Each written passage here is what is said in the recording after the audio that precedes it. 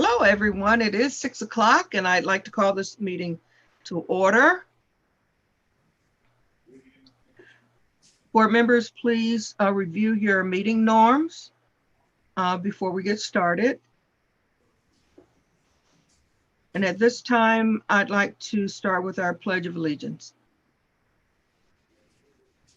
I pledge allegiance to the flag of the United States of America and to the republic for which it stands, one nation, under God, indivisible, with liberty and justice for all. Thank you. Due to concerns for public health and safety, the Ferguson Fluorescent School District Board of Education will use Zoom, a video conferencing tool, in lieu of a face-to-face meeting. Since the meeting will be broadcast live on the district's YouTube channel, the board will read aloud public comments submitted via email in advance of the meeting. While all of the comments will be included in the board materials, the board will read aloud public comments submitted via email in advance of the meeting. While all of the comments will be included in the board materials that evening and may be found under public comments, the board may limit the number of comments read aloud based on length and repetition. The board will not recognize public comments at the meeting other than those that have been submitted in advance.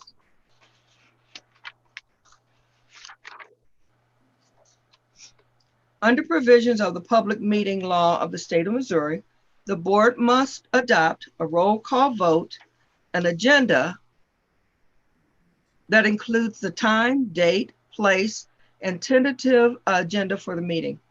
A copy of the notice and agenda for this meeting was posted on Tuesday, October 13th, 2020 at the Administration Center, 8855 Dunn Road, Hazelwood, Missouri. At the same time, copies of the notice and agenda were sent to the major radio and television stations, to 3 newspapers, to all municipalities, schools in the district, and posted in the district website. May I have a motion to adopt the agenda as posted? So moved. Second. Would you call for the vote, please? Mrs. Hogsett, Aye. Dr. Martin, Aye. Ms. Bush, Aye. Dr. Graves, Aye. Dr. Powell Walker, Aye. Dr. Thurman. Aye. Ferguson Fluorescent School District shared images of success. We will now watch a video.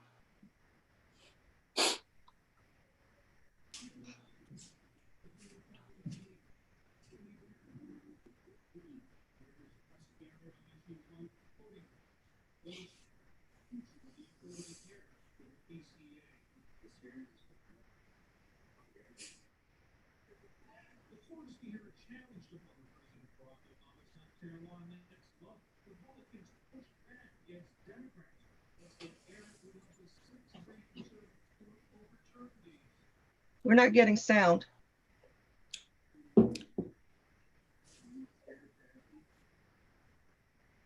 Ultimately winning their respective categories and receiving recognition at the Links National Convention. The Links incorporated it. I apologize for that audio. We have sound now. Let me try that again. Thank you.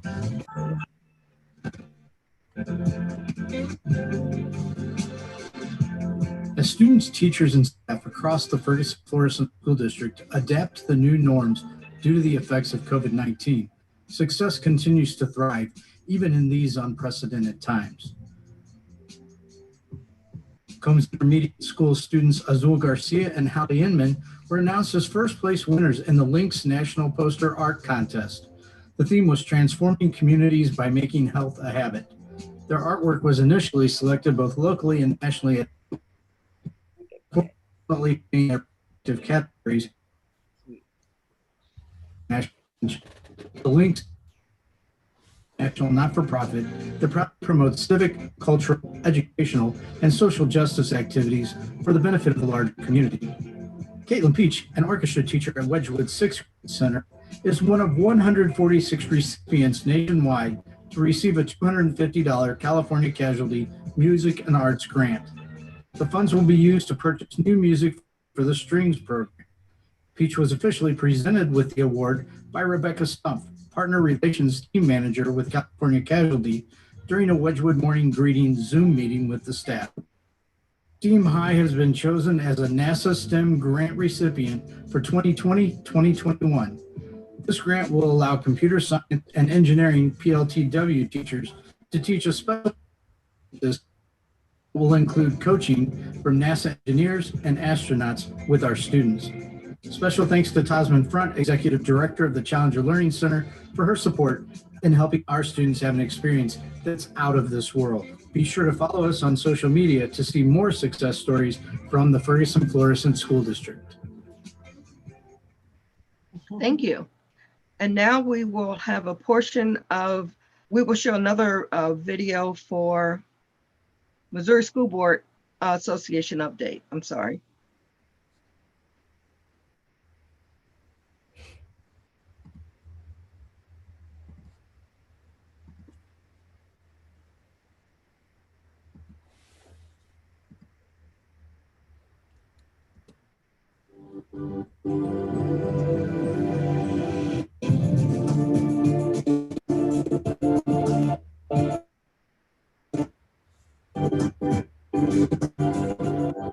Hello, everyone, and welcome to the Missouri School Boards Association's board report for the month of October. For the opportunity to share some news and information during a few minutes of your board meeting. We begin with a look at the recent 2020 MSBA annual conference in cooperation with the Missouri Association of School Administrators, where nearly 800 school board members and administrators gathered virtually this year to learn the latest about issues having an impact on their local school districts and to improve their leadership skills. One of the general session speakers at the annual conference this year was the director of the Centers for Disease Control, Dr. Robert Redfield, from his office in Redfield encouraged conference participants to open school buildings. He asked it must be done in a safe and sensible way. He said it's in the public health interest to get back to face-to-face learning when possible, since schools provide many important services to children in addition to education.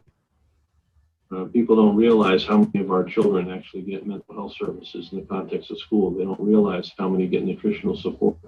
They don't realize the importance of school in recognizing the sadness of child abuse.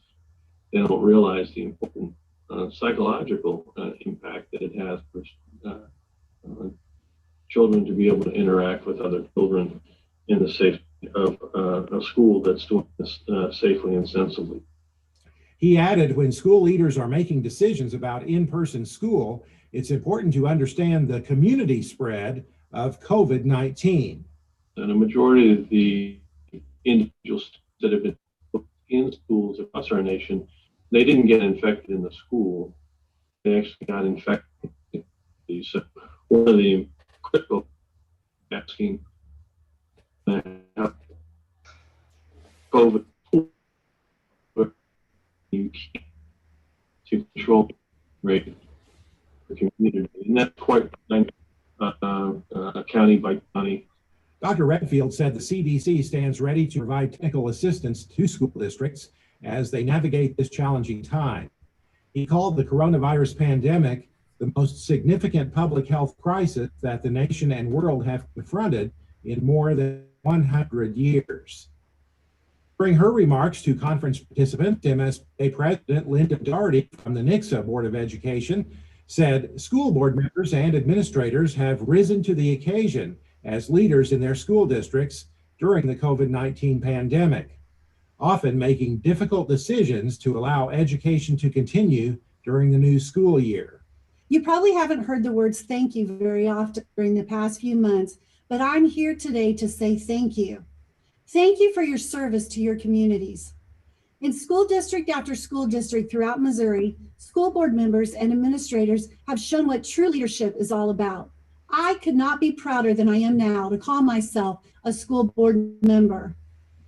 Now we have more issues before us, not just challenges, but real opportunities to move our school districts forward, to be innovative, and to truly have an educational system that meets the needs of all students so they can be successful in their futures. She added, it has become more apparent than ever that our public schools play an essential role in our economic recovery and in thriving communities. Missouri's 2021 Teacher of the Year, Darian Cockrell, was part of the 2020 MSBA Annual Conference.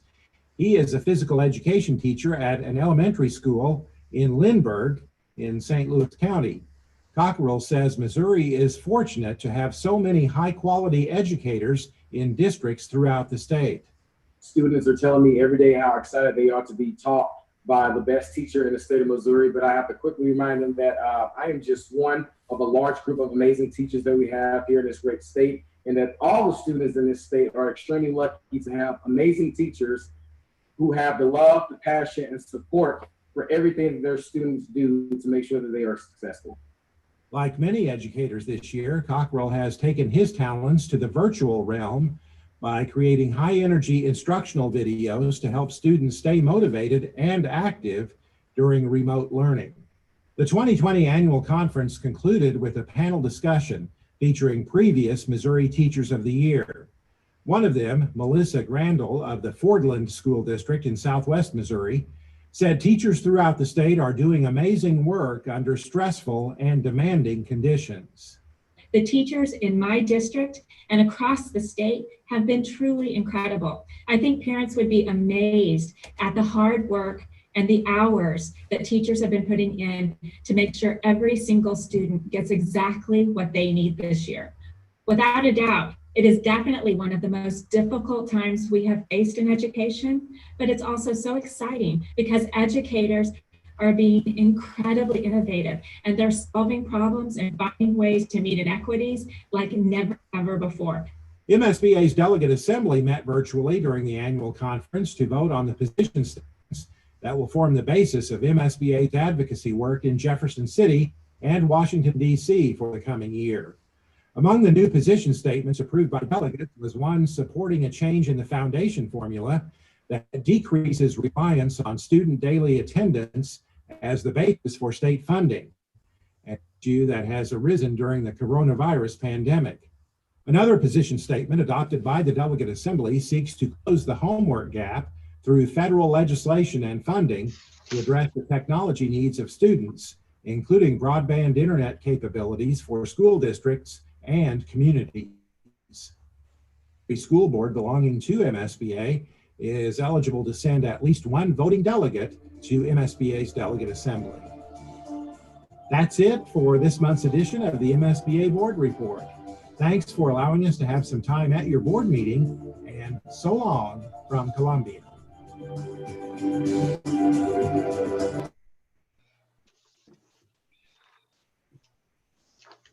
Public comments. The board allocates this portion of the meeting to allow stakeholders the opportunity to comment on both agenda items and non-agenda items. Due to the meeting being held via Zoom and live streamed on the district's YouTube channel, the board president will read aloud any comments that have been previously submitted.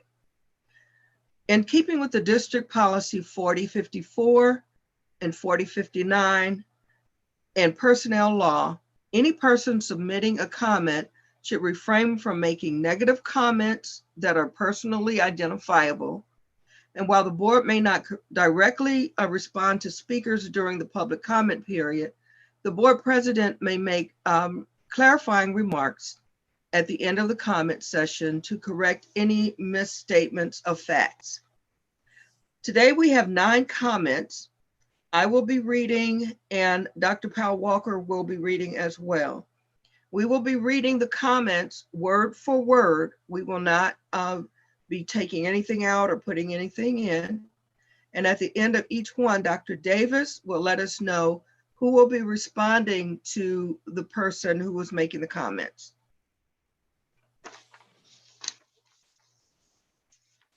So I will start And our first comment is from Jordan Ivy, an 8th grade STEAM Academy middle school student. And she writes, I am an 8th grader at the STEAM Academy Middle School and was wondering if students were able to speak at board meetings. I'm sorry, I'm gonna have to say this. Absolutely, Jordan. Another student and I have been talking about the way that things have been ran during our online sessions. The student and I have brought up valuable points that we feel should be talked about at this board meeting, just in case we continue attending virtual school. We personally feel as if teachers think since we are at home, we should be assigned more work because we have more time on our hands, but this is not the case. I find that the amount of work that has been assigned while at home is way more than the amount of work that we've been assigned if attending physical school. Grades are dropping and students are stressing.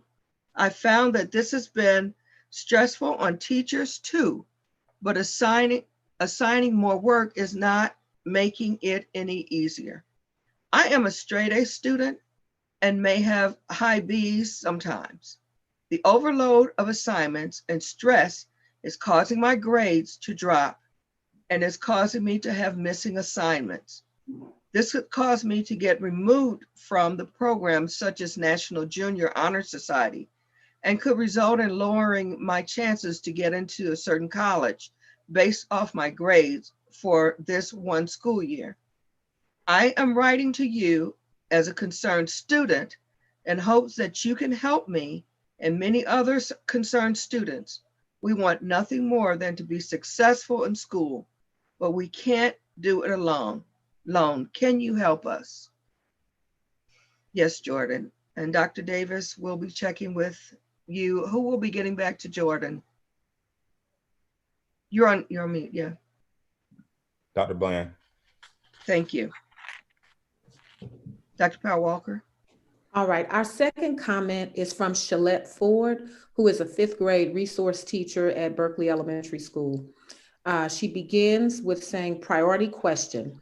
Most stores in STL County have capacity rules in place. For example, Aldi allows only 50 people at a time.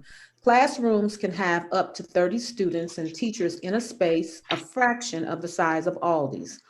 How have you prepared for spacing in an environment where individuals may not be required to wear or inappropriately wearing masks, engaging in active participation during flu season in sealed or enclosed settings? What has the district done to prepare the buildings to meet social distancing criteria recommended for enclosed space below, the purchasing and installation of plexiglass dividers, limited space and design for social distancing, plans for mass movement throughout the day, students and staff being sent to school sick, and in parentheses, she writes Tylenol effect, distancing on buses, those choosing not to wear masks, protecting those that have immunity issues. What has been done to fix the air and ventilation issues that existed in our building? No access to fresh or clean air, windows that cannot be raised, no air purifiers, rooms with no windows, water leaks that lead to mold or cause those to show signs of COVID that could just be allergies. As we approach flu season, what is the plan to address the increasing signs of illness that may be flu or cold that resemble COVID? Will they still be required to take a test and or quarantine until signs subside?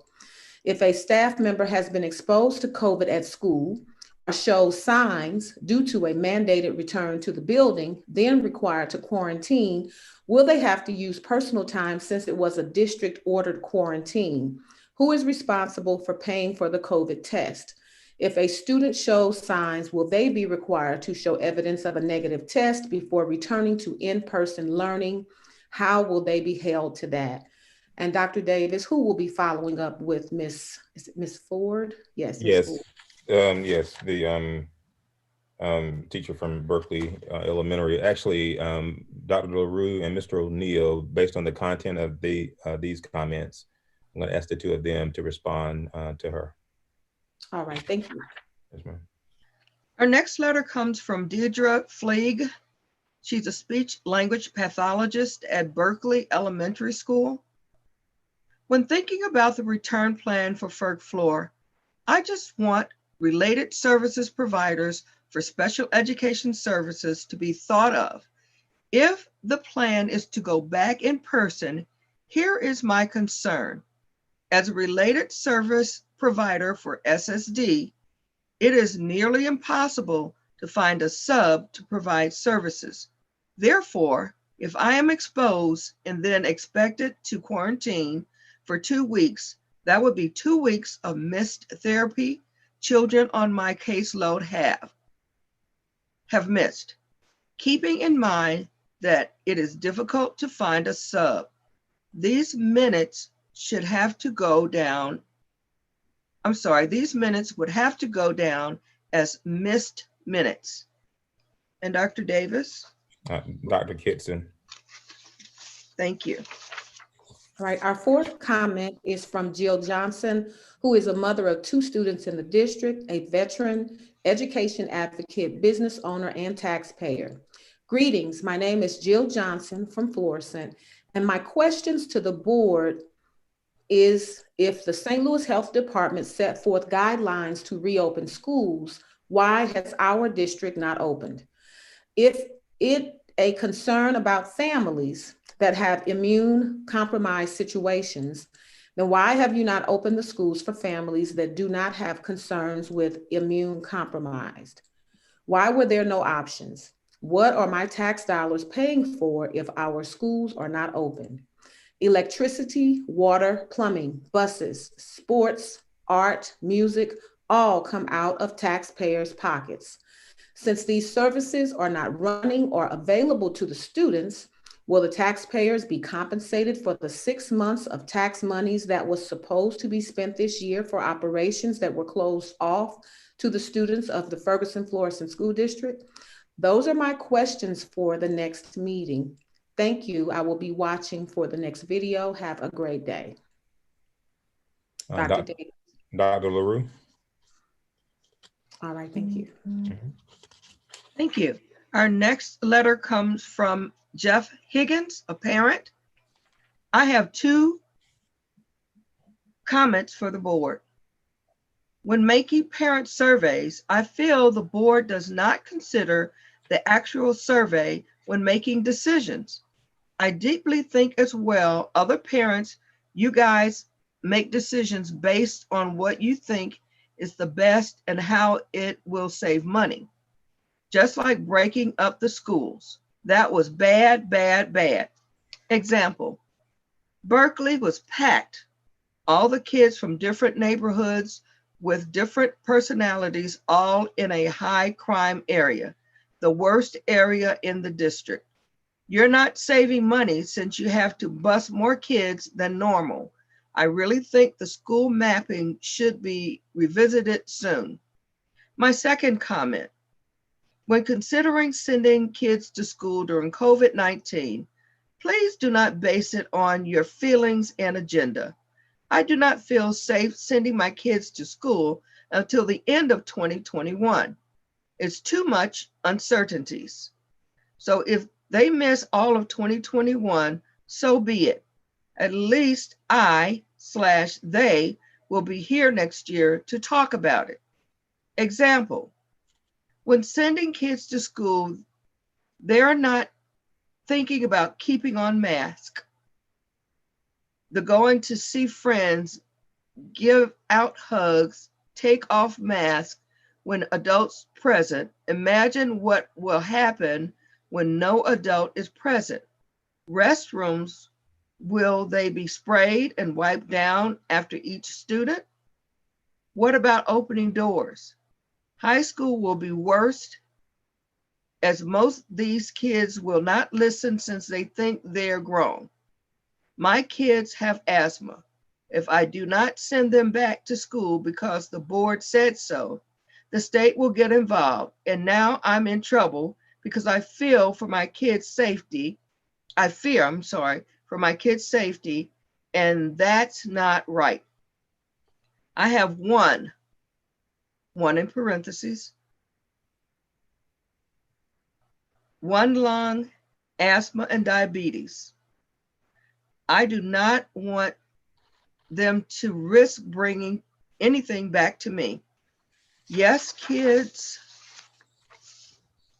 may get sick, but the next person will, and the next person will be the one who passes away. I get it. Kids want to and needs to be in class. Parents needs to get away ASAP, but there is no way this is safe. A vaccine will not be ready until late next year. If it was already next month, I will not feel safe. I need to see how it works in other folks. But I get it. Please use real-time data and ask the teachers, do they feel safe? Again, I would rather the kids to be mad at me, but lives to tell me about next Christmas. Be a trendsetter.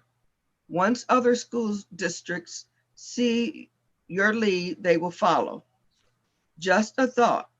If there is no school for the 2020-2021 year, why not have all the kids attend summer school for 3 to 4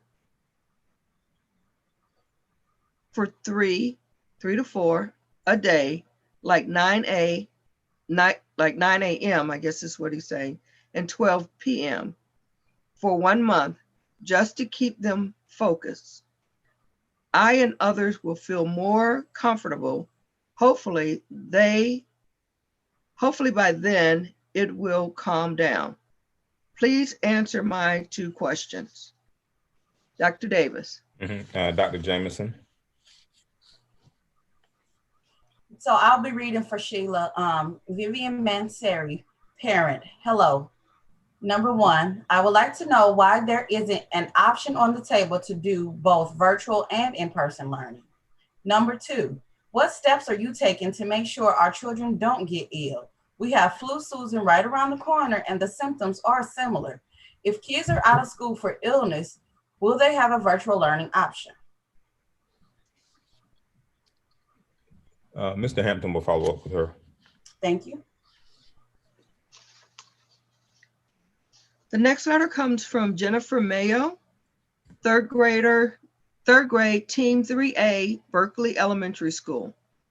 If the board decides to return us to in-person learning, how will we determine if school HVAC systems are up to code for air filtration? How will we ensure proper cleaning after school is completed? And how will we make sure students and teachers are as safe as possible with distancing in classrooms and cleaning supplies? Will teachers end up having to supply their own cleaning materials? What will the policy be for a student, staff member, or household member who tests positive? Will teachers still be given their 30-minute duty-free lunch and 60-minute plan daily? If we return, will teachers get adequate time to get their rooms prepped and set up? Our school had a lot of switching rooms over the summer, and many of us have our things in boxes from that. And Mr. O'Neill and Dr. Kitson will follow up with Ms. Mayo. All right, the next one we have is Tammy Webster. She's a parent. I'm concerned because you all don't allow the teachers and the parents' decisions on this. My personal concern is that my child is asthmatic and I have asthma, as well as high blood pressure and diabetes. There is no way my child can go back to school during this coronavirus. The numbers are still very high and are increasing in St. Louis County. There is no way possible that children should go to school and take a chance on being hurt. I want you all to think and consider this. It's not over. The virus is not going anywhere just yet. I don't know what all they would need or how this will work. But I want you all to seriously consider the fact that it is still very dangerous out here, and my child cannot go to regular school right now. That puts her in danger as well as myself. I hope you all make a really good decision tonight about what needs to happen since this virus is not going anywhere. So please keep that in mind and make the right decision. Thank you. It doesn't look like there's a question there for a follow-up. Okay. And the final note is from Kelsey Johnson, who's a parent. I am just wondering if the kids go back for in-person learning, will there be something in place for the students that are at higher risk? And that's the last of all of our letters. So Dr. Davis, who will follow? Sure, Ms. Cacciatore, sounds like that's her and Diane, our lead nurse. You can follow up with her. Hopefully some of these questions will be asked and answered in the presentation tonight.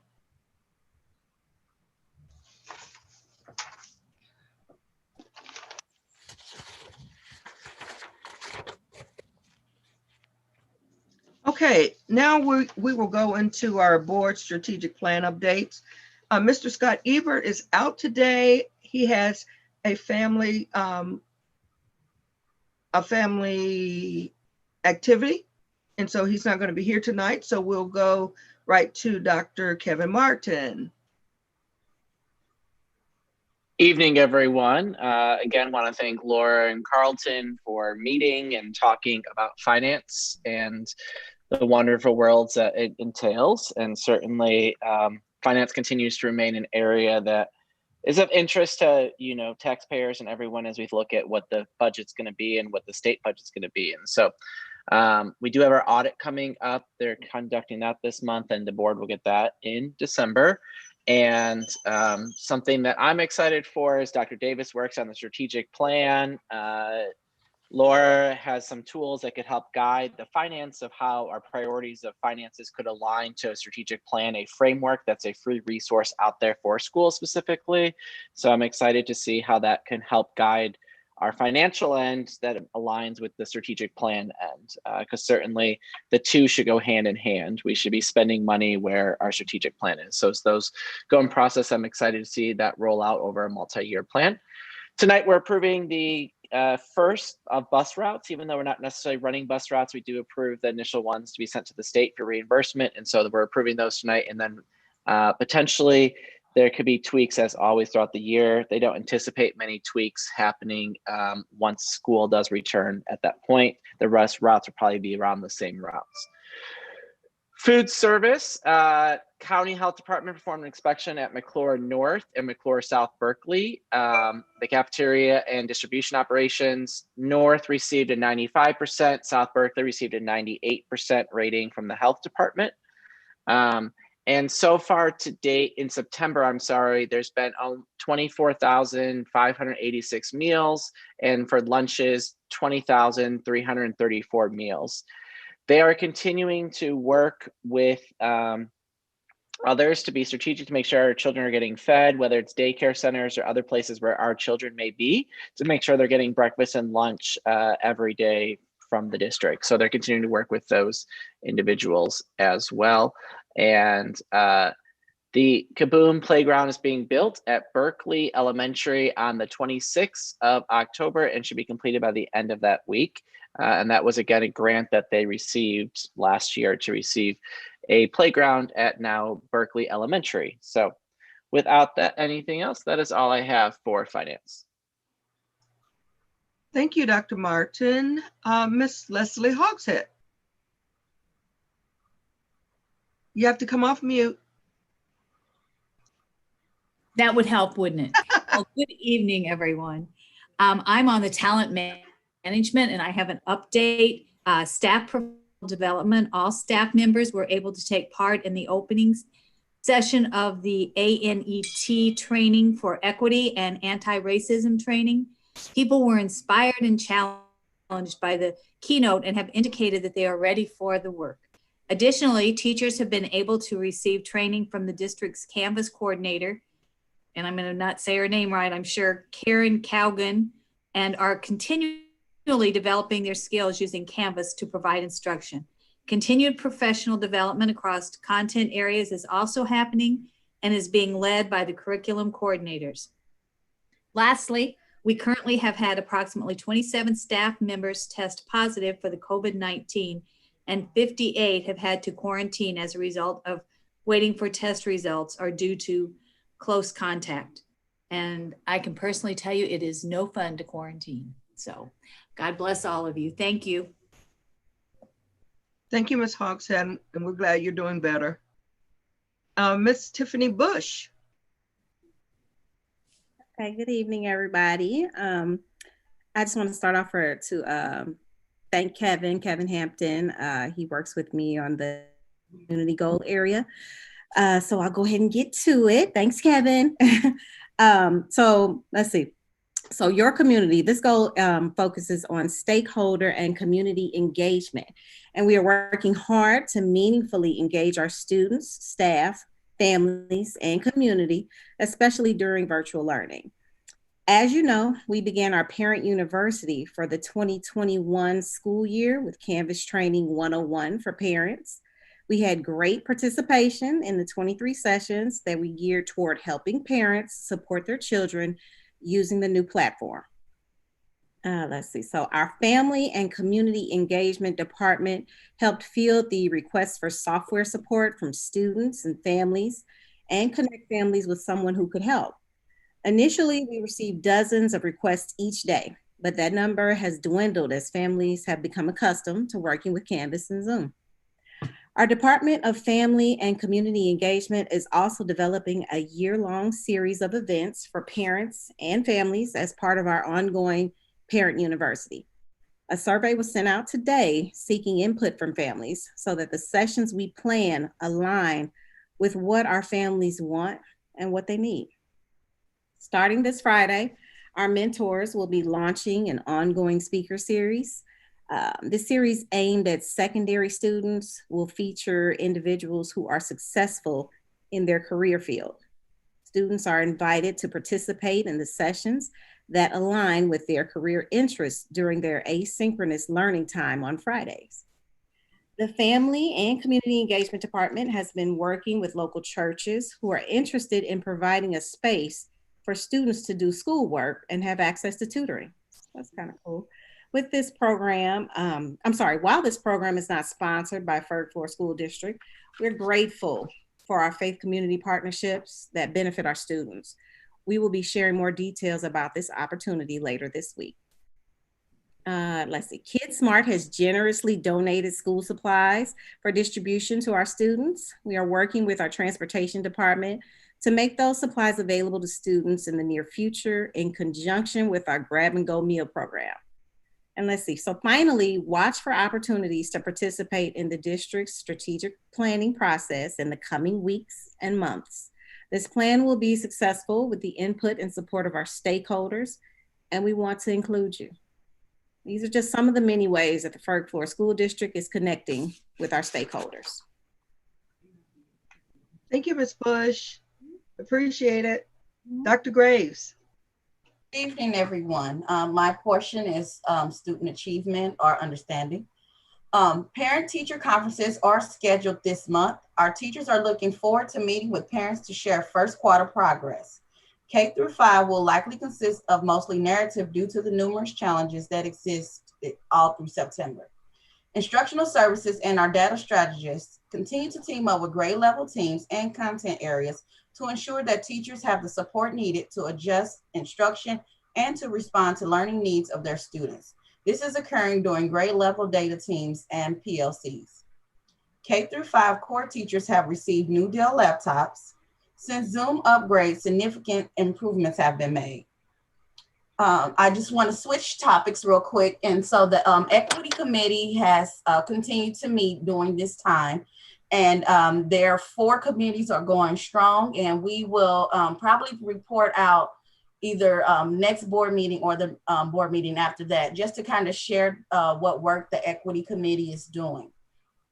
I also wanted to point out, in light of the crisis and opportunities of this moment, Ford through Ferguson is deepening its commitment to educational equity. So for anyone who has not seen it yet, Ford through Ferguson came out with additional call to action, I would say, looking at, and it's called Still Separate, Still Unequal. And this particular work, there are 3 things that they are really working on, I say, for the next 3 to 5 years. And it's continuing to grow understanding and tell the story of the structural inequities in the St. Louis region education landscape. They're collaboratively redefining regional indicators of equality education. And third, they're establishing the Education Design and Finance Task Force, as recommended by the Ferguson Commission, to create a transformative space to grow a community mandate for policy and system action on education in our region. So if you haven't had the chance to read it, it's called Still Separate, Still Unequal.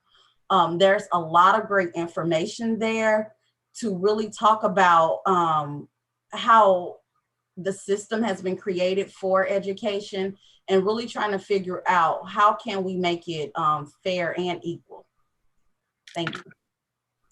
Thank you, Dr. Graves, and thank you for your continued work on the equity piece. Dr. Walker, Powell Walker. All right, thank you.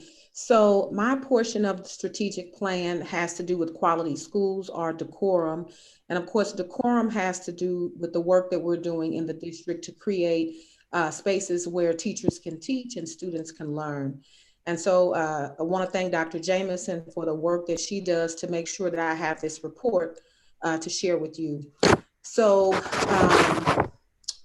district-wide, our staff have participated in the first of multiple restorative practices professional development sessions. The focus of the sessions that they've participated in so far looked at mindsets and understanding the framework for restorative practices. And the next session, which is scheduled for October 16th, is going to focus on circles. The Ferguson Fluorescent School District and Special School District collaboratively have participated in virtual instructional rounds focused on evidence-based classroom strategies. Participants debriefed observations and planned next steps. Planning is underway for the first of 2 offerings of restorative practices for parents and guardians. Additional information is forthcoming. And the district's CI3T page now includes information regarding restorative practices. You're asked to visit the programs section of the district's website and visit the CI3T page to learn more. I would also add that earlier this school year, we had some conversation about some revisions to the Student Expectation Code. And I just want to share with the community that there have been a couple of meetings and that work is underway. There is still much to do, but I am just happy to report that that work is underway and there are some great people who are really working hard to create a good product. Thank you. Thank you, Dr. Powell Walker. So I am going to do my report, and I want to start off by saying, first of all, happy birthday to Dr. Davis. He had his birthday on the 12th, and he's 29 years old. And 28. Just wanted, oh, sorry about that. We hope that you had a great day. Thank you. Also, I'd like to say congratulations to Miss Leslie Hawkshead on the marriage of her only daughter, Erin. And it was a Zoom wedding, as I understand. So I'm sure you and Ken are very happy, and congratulations to you all, and congratulations to Erin. Thank you very much. I appreciate it. And it was Zoom. She's in New York. I'm here. Sad. I know you cried. I know. Also, I would like to send a shout out to Mayor Reggie Jones, the mayor of Delwood, and also the newly elected Ferguson Township Committeeman. He opened the new skating rink at the Delwood Center. And we were so lucky that we got a chance, Mr. Davis and I, and someone else. Let's see, roll that tape.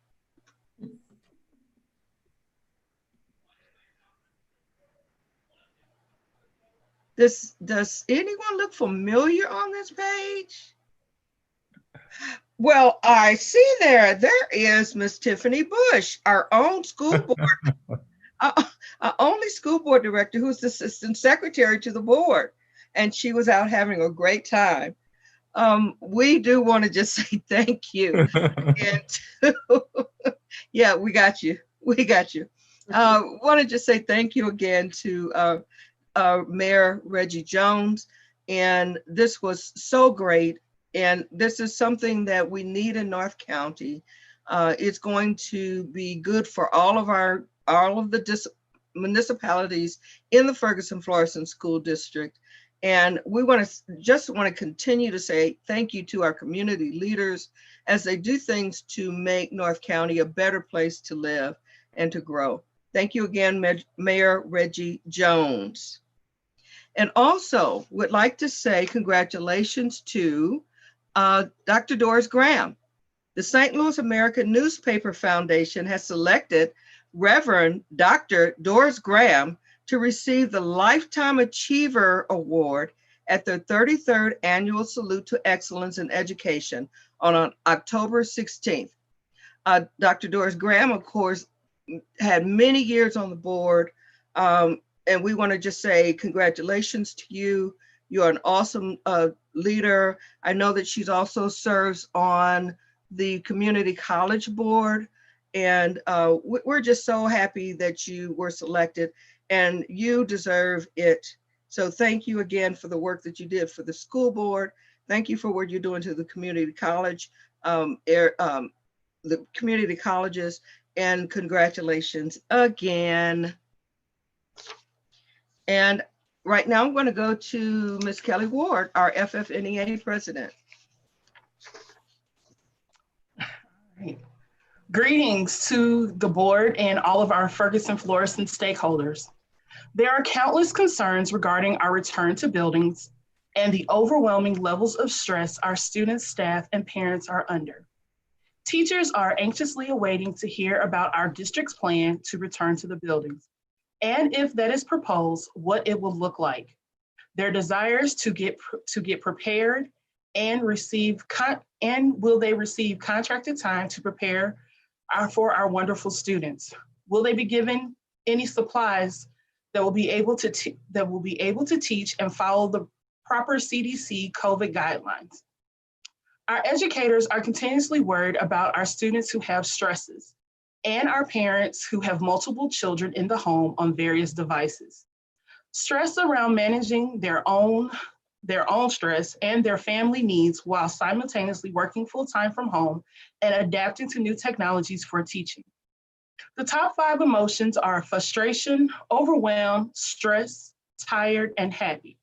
The primary source of their frustration and stress pertains not feeling supported by their administration around challenges related to meeting all of their students' learning needs, testing, our changing curriculum, and the work-life balance. Research states that 85% of teachers report that work-life imbalance is affecting their ability to be the best teacher they can be. We can't control what is happening to us and around us, but we can control how we respond and support each other during these unprecedented times.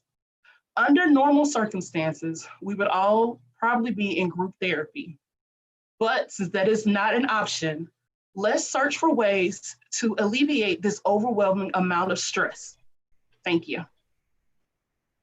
Thank you, Ms. Ward. We appreciate your support. Dr. Davis. Thank you, Dr. Thurman. So I want to start out with, saying thank you to our teachers, all of our employees who have been working diligently. These have been stressful times, and if I could make it all go away, I would, but I don't have that power. But as someone has said in the previous comments, we don't have control over what happens, but we do control how we respond to it. I can tell you that teachers have been so gracious. I've had Zoom calls with teachers from buildings. I met with elementary teachers, pre-K to 5th grade, to get their input.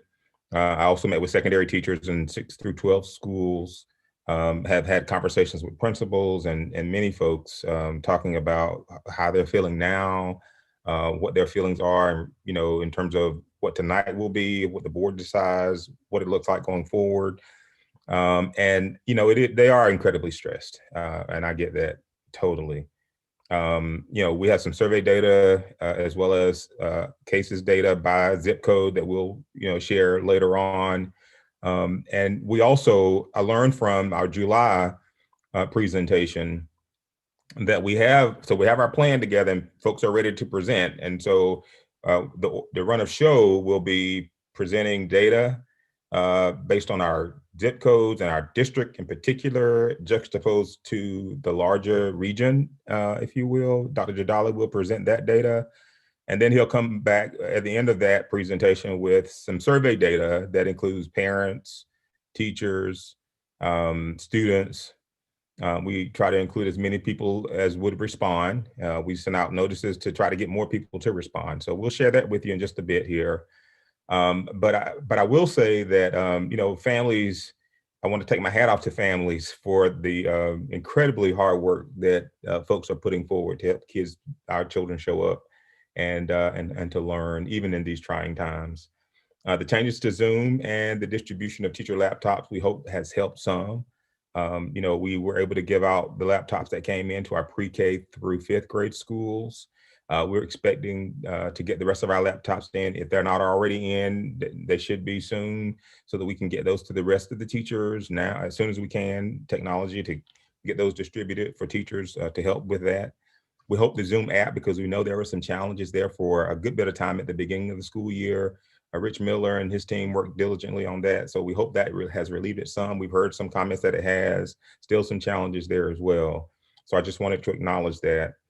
I also want to take a moment to say thank you to all of the folks who work with Floor who participated in our ANET training. We did have a great launch on our training on October 2nd. And I'm really excited about the work that we're going to be doing with ANET. I meet with them weekly. I have one-on-ones with their director, and then we have group sessions weekly talking specifically about the work. We planned the October 2nd meeting. We have our change team meeting this coming Friday. I've handpicked some folks to do that, including parents, the police chief of City of Ferguson, and we'll have students on that as well, because it's going to be really important that we lay down those anti-racism standards. And let me say that this is really important, that as a community, whether you're Black, white, Hispanic, Asian, Native American, biracial, whatever your ethnicity, we need you. We need everybody's voice at the table to build these standards so that we can have an inclusive community where folks come together and talk about race. That's a hard issue, not just in our region, but across this globe. And we have to take the responsibility to have these conversations about race. And we're different, but we're alike. We're more alike than we're different. But it's important to understand people who don't look like you. Whether you're Black or white and you're looking at someone in front of you, if you're a teacher and they don't look like you, it's important to learn about others, because what we need is the voices of many. When we talk about race, we often think it's just about Black folks and what happened to Black folks in America, and that is a tragic tragedy. And and I don't apologize for standing up for what is right. I also want to add that it's important for us to come to the table. And I need Black folks, white folks, all folks at the table talking about race and getting the tools you need so that you can have conversations in classrooms and at the coffee shop. And in communities. That is what is going to help us to be better as a country, period. So really excited about that work. I want to announce also that the Ferguson Youth Initiative, I'm on that board. We have our celebration this weekend. Really excited about that. It will be virtual, so please get a ticket, support our youth.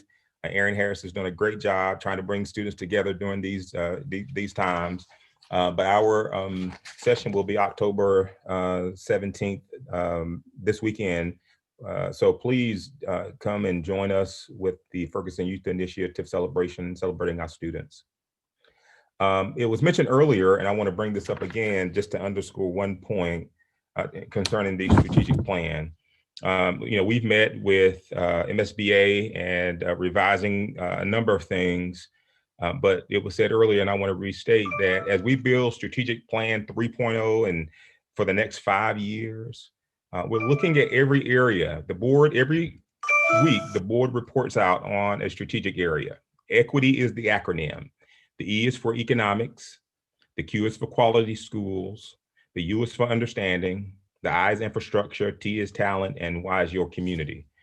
Those are directly aligned with the work that had been happening before I got here, and we've continued that work. But it's going to be really important when you talk about voice.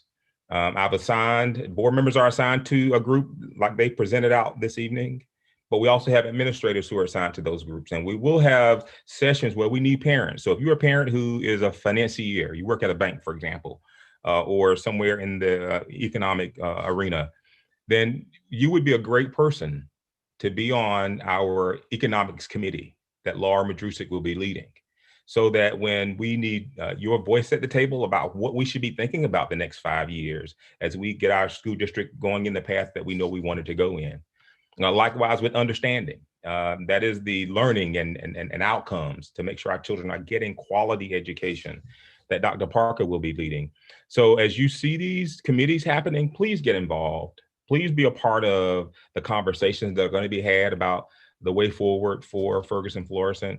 What are your hopes and dreams? We have to build a quality school system, and it can only be done with all of us working together, knowing that our children are getting the best education possible. And that means great teachers who are well-trained, of course, teaching the standards without incident. I mean, teaching the standards deeply and time to engage in it so that students really get that learning. So that work is underway and we're excited about it. And the goal is to have our new plan in place by the end of this school year as we prepare for the coming school year in the next 5 years. So a lot of great work that is happening. So I'll end there and say that depending on, again, the run of show as we present the data, talk about surveys, and what the board's direction is, then we can present our plan if that is necessary this time or whatever the board chooses. But I know folks are waiting to hear what the next steps are. What I can tell you is that the data will speak, and we'll go from there. So that is my report, Madam President. Thank you, Dr. Davis. The consent agenda. The administration presents the following items for approval under the consent agenda. I hear from our board secretary.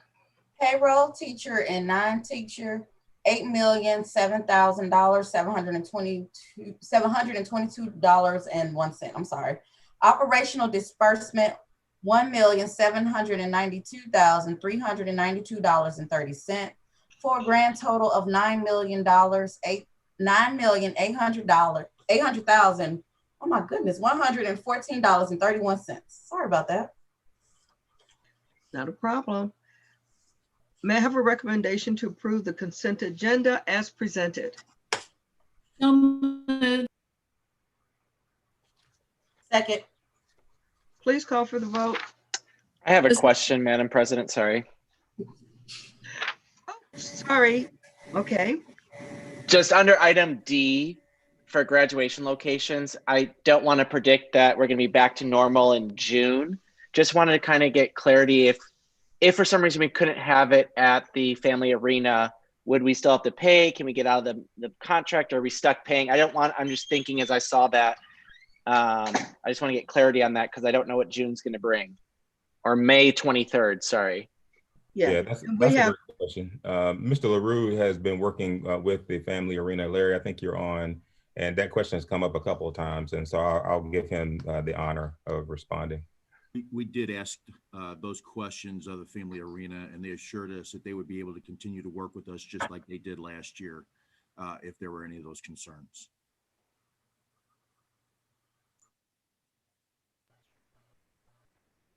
Okay.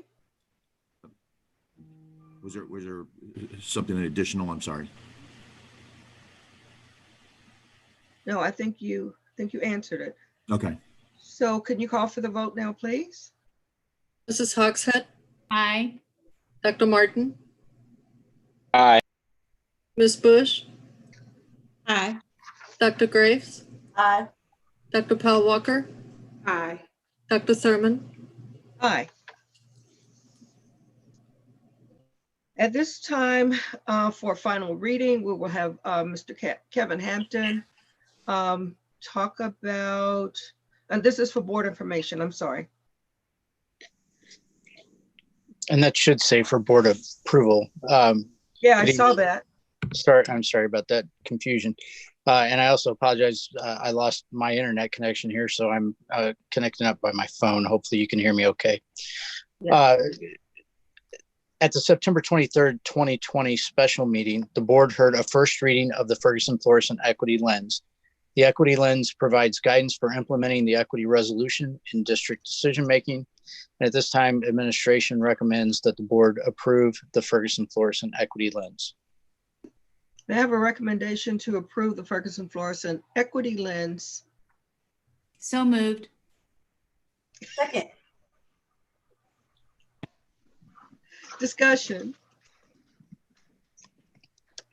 We just want to make sure that everyone understands that this is going to be something that's going to be connected to the equity resolution.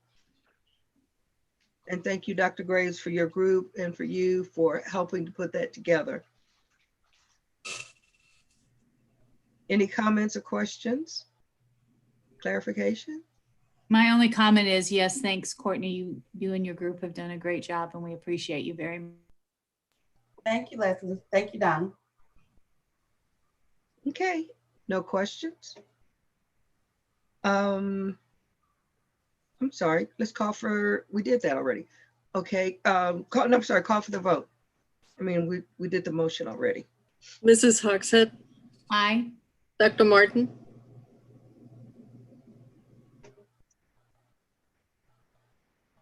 He's frozen. he froze. We'll come back. Ms. Bush, Aye. Dr. Graves, Certainly aye. Dr. Powell Walker, Aye. Dr. Thurman, Yeah. Kevin is back. I'm on aye. I keep freezing. Thank you. I think it's a Kevin internet issue tonight. So It's a Kevin thing. And please let the record show that we need to go back and change number 9, Heike, to for board action rather than for board information. Thank you. And number 10, COVID-19 pandemic data and reentry monitoring and recommendation. At this time, we will have a presentation from Dr. Farhad Jadali, and this is for board action. Good evening, Board of Education. This evening, I will be sharing 3 metrics related to the analysis of COVID-19 pandemic in our district.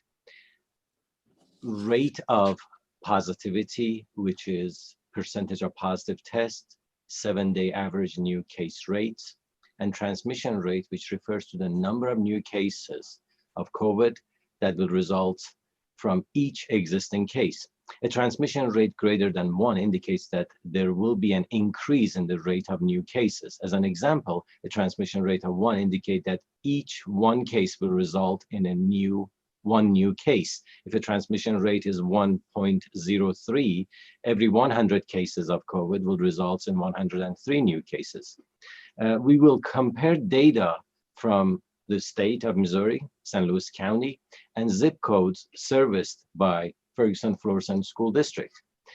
This slide displays transmission rate specific to the greater St. Louis region. The initial transmission rate of 3.38 is reflective of transmissions before interventions were put in place regionally, while rates held steadily for several weeks at around 1.6. The transmission rate has fallen to just over 1 for the past 6 weeks, with the current transmission rate at 1.03. This indicates that the number of new cases will remain steady or gradually increase over time. This graph displays the daily percentage of tests taken that have had a COVID positive results in St. Louis County, calculated by using all tests performed on a given date as the denominator and positive test outcomes as the numerator. Positivity rate have risen sharply in early October, with current positivity rate being at 6.4. Data which you are viewing is driven from St. Louis Education Task Force. This is the percentage of positive tests in total, rather than the percentage of positive tests per day. This reflects the percentage of positive tests since February. We can see that FFSD is ranked second highest in positive tests among many of our neighboring districts. Beginning July 1, the Harvard Global Health Institute launched a key matrix for COVID suppression net framework to provide clear guidance about how to target and suppress COVID-19. HGHI guidance is based on this normalized metric of 7-day rolling average of daily new cases per 100,000 people. This is also the guidance currently endorsed by Education Plus. According to HGHI guidance, daily new cases of less than 1 people indicate a risk level of green or on-track containment. When we are looking at average cases of 1 to 9 daily per 100,000, indicate a yellow risk level where community spread is occurring. When the average daily new cases reach 10 to 24 daily cases per 100,000, the risk level is orange with accelerated spread. At this level, stay-at-home orders are advised.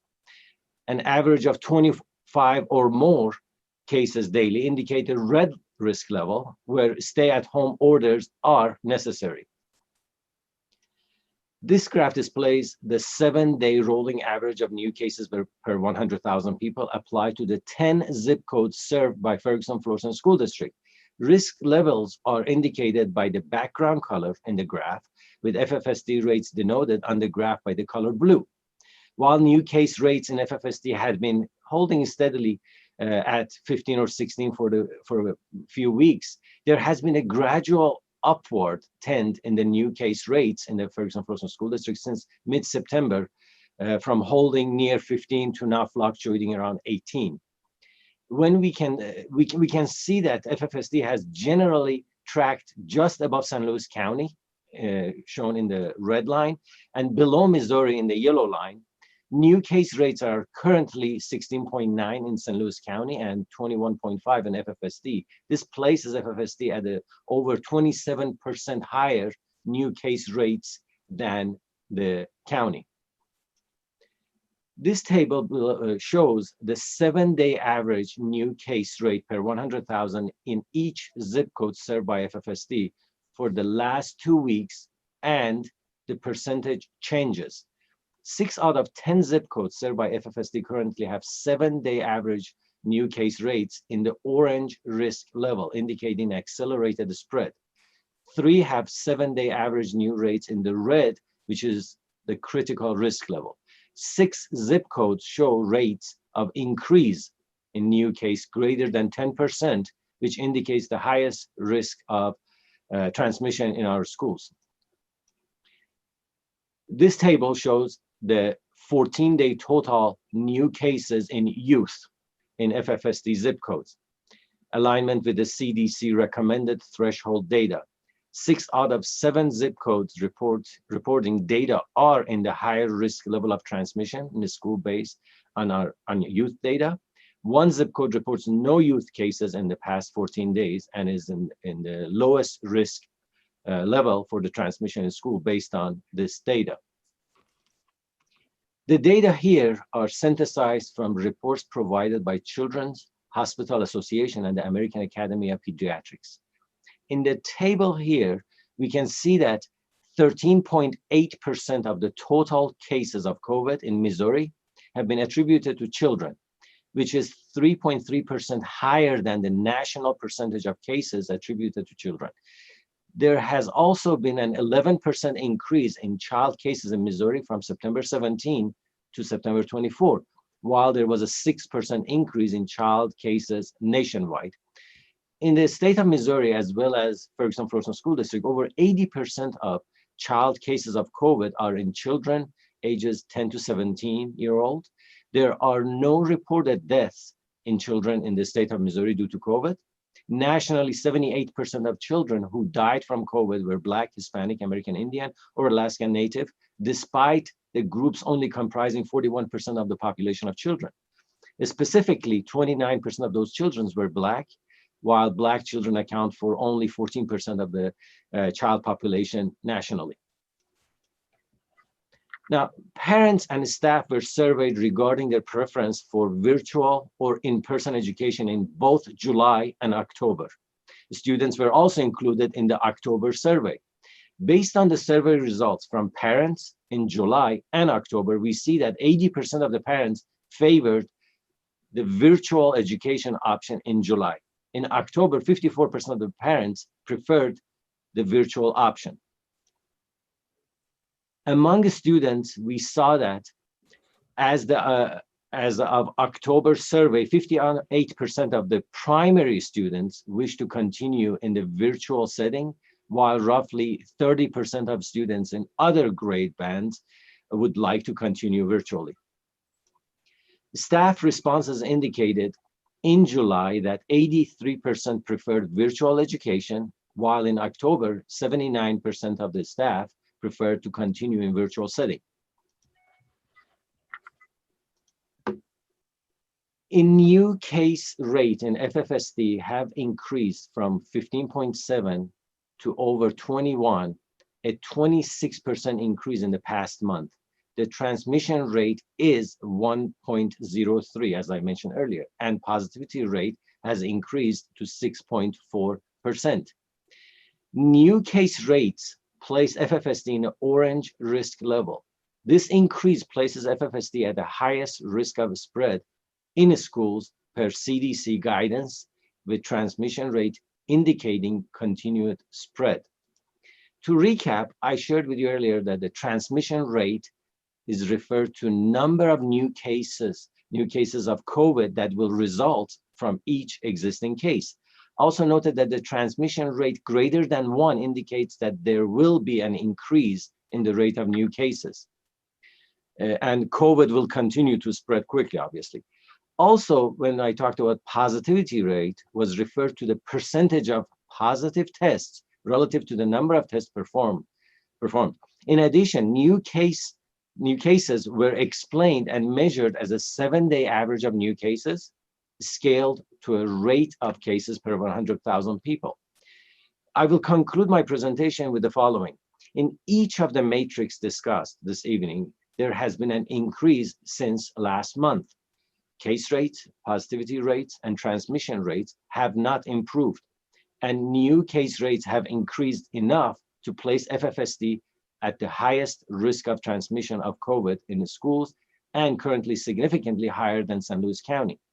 This presentation was for Board of Education action, and I will be more than happy to entertain any questions you may have. So before you get to questions, we have a couple more things here that I want to say, and then we'll do our recommendation. Dr. Thurman, we also have our plan together.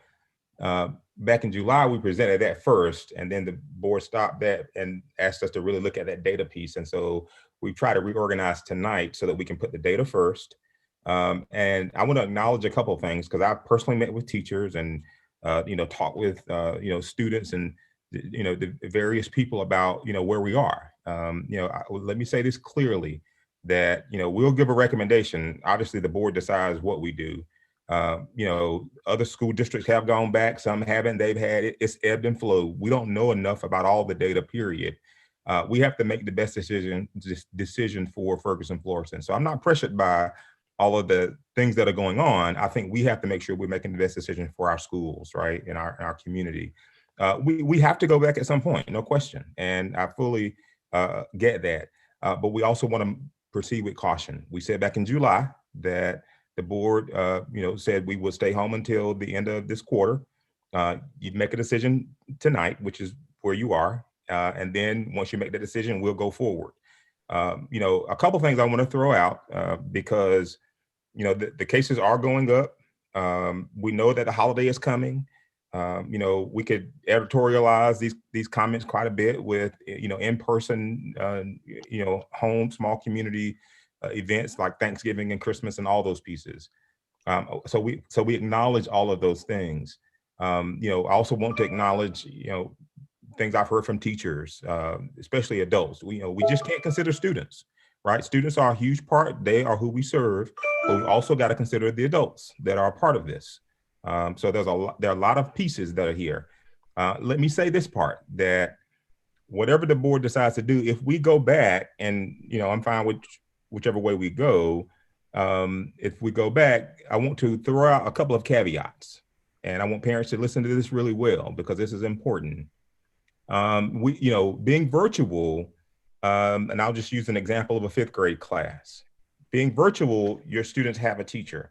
I've asked other superintendents about how they've handled it for those who have gone back already.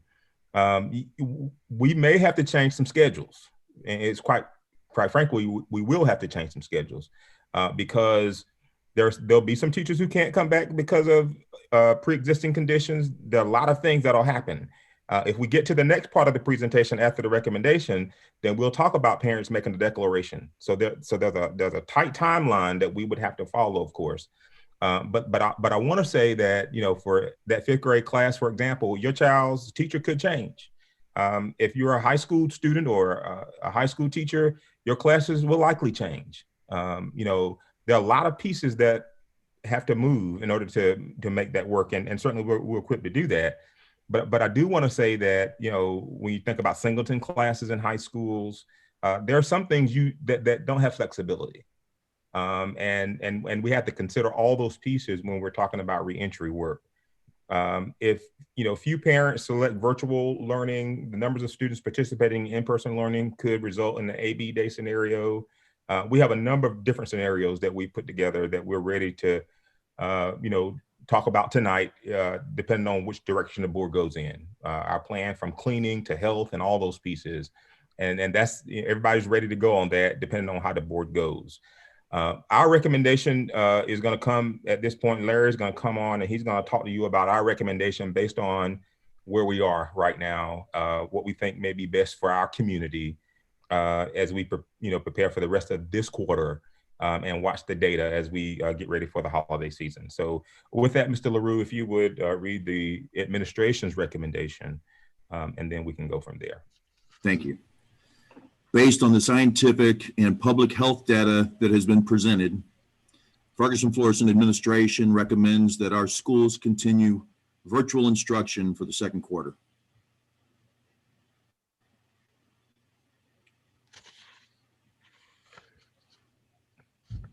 So that is our recommendation, Dr. Thurman. Okay. At this time, I have a motion for this recommendation based on scientific data that has been presented. Ferguson Fluorescent Administration recommends that our schools continue virtual instruction during the 2nd quarter. You have a motion. So move. Second. Discussion.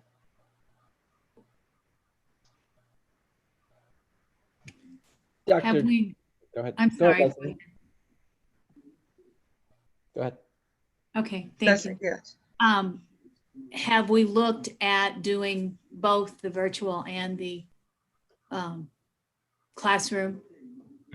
Yeah, What we that would mean? yes, ma'am. We you know, we've prepared for the worst case scenario, and probably shouldn't say worst case scenario. We prepare for if the board says we're going to send all the students back on the 26th, which is the beginning of 2nd quarter. We're prepared for that, right? What I would feel safe on if anybody came back would be our pre-K2 schools, because we know that our pre-K2 schools, our students who are 9 years and below, based on CDC guidance from them and the St. Louis County and many health professionals, that children in that age group are less susceptible. However, the adults aren't. You know, the adults that are home with the children, or the adults that are teaching our children, or that are at our schools. So that's why I said we've got to consider all those pieces. So yes, ma'am, we've considered many scenarios.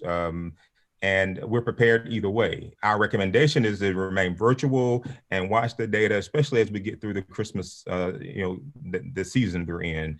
With the cases going up in the ways that they are, I know some parents, I try to think about parents. I saw the data with parents, 80% was, wanting to do virtual, now it's 54%.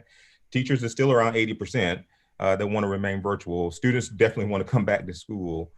So we've considered all those pieces with the data. We're prepared either way.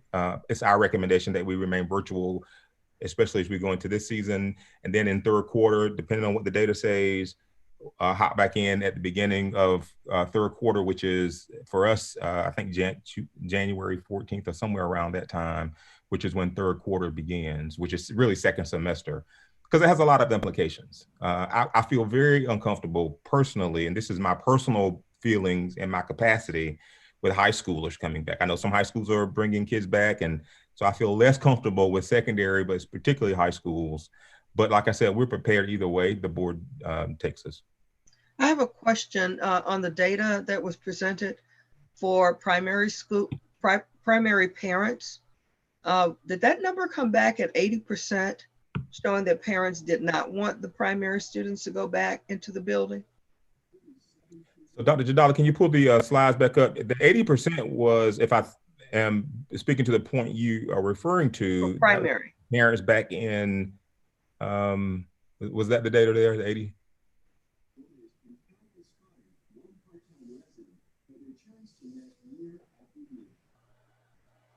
Go to the parents. Yeah. No, for primary parents.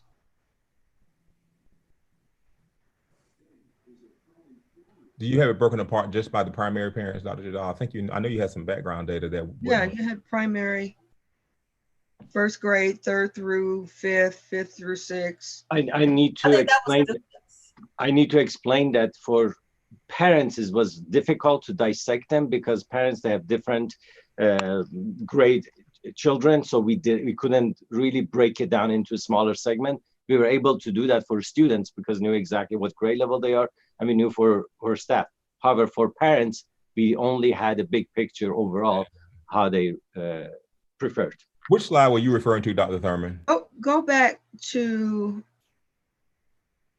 broken down by grade levels. Okay. This is the student's perspective. Okay. Yeah, I think that's what she was. And this is our teacher's perspective. Okay. Okay, and what about, okay, so it was pre-K teachers at 73% saying no. Yes. They are, I'm sorry, the clarification, they're saying they would like to continue virtual education. Okay. Okay. Dr. Thurman, may? Yes. So thank you, Dr. Davis, for this. I will say, living in the world every day, there is no good decision you can make. Either way, you're going to upset people. And from a school board perspective, certainly it is the same way that we are going to have to make a decision either way that you're never going to please folks. And so just know that we're all doing our best. And certainly I know you guys are doing your best to make the best educated decision because we don't know what this is going to be. And certainly I think Ferguson, Fluorescent zip codes look very differently than other worlds that I may be working in when we look at the data specifically. And I appreciate looking at our specific zip codes because it does seem like we have a hot spot in our area, particularly of cases. And certainly when you look at the disproportionate rate, it's attacking certain races, and the race demographics of our district certainly raises some concerns. I also think about the concerns of mental health of kids and the need for social interactions and for that piece. I know the board is aware I sent some questions beforehand. For me, it would be helpful if we could get some of those questions answered before a decision, because I think it helps to me get a better understanding, particularly like what metrics are we going to be looking for? What kind of is a timeline of realistically that you would need? Because I will say, when you said schedules would change, I would probably venture to say almost every kid's schedule is going to change. Going through it now, every kid's teacher is going to change, right? And so that takes time to rebuild a master schedule and figure out which kids are going to have what. And so kind of having a true realistic, what is a timeline? Because I think it helps me understand if second quarter is too far out, if we could maybe bring back PK too early, whatever the case may be, just helps me have a better understanding besides just voting one way or the other about what it is. Because to your point, I do think high school kids is in a different situation. You want them to figure out the semester is kind of a nice breaking point for them, but also kind of just some of those other questions. If you can kind of talk through some of that, would just help me kind of inform my decision. Mm-hmm. Mm-hmm. So, and Dr. Thurman, you tell me, what we can do is the rest of our presentation, I have everybody ready to go on that. Now, what the rest of this presentation, it addresses, many of the questions that have been raised through emails to me and the team. And so we can go through that if you like, and that'll lay the timeline out, especially what I want you to consider if we do the rest of the presentation is that this takes into account the board is saying, we may go back in second quarter, whatever the group is, whether it be pre-K2 or whomever it may be, there will necessarily have to be some points that have to move pretty quickly. And so is that your pleasure? I can certainly move to that. Dr. Martin, are there certain questions that you want to have answered, or would you rather see the entire presentation? I don't think we need the entire presentation. So I guess, yes, right. But first, if there's any other questions from any of the other board members, certainly if they want to go first. I know they've kind of seen my questions that I've asked already for tonight. So I didn't know if someone else wants to chime in first, and then I'll be happy to ask kind of the ones that are kind of critical, in my opinion, for making a decision, which certainly is what we've heard from teachers and community members as well. I'd like to hear the presentation.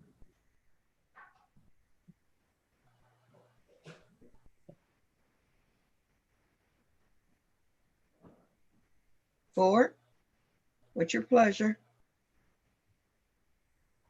I think I'd like to hear the presentation, okay.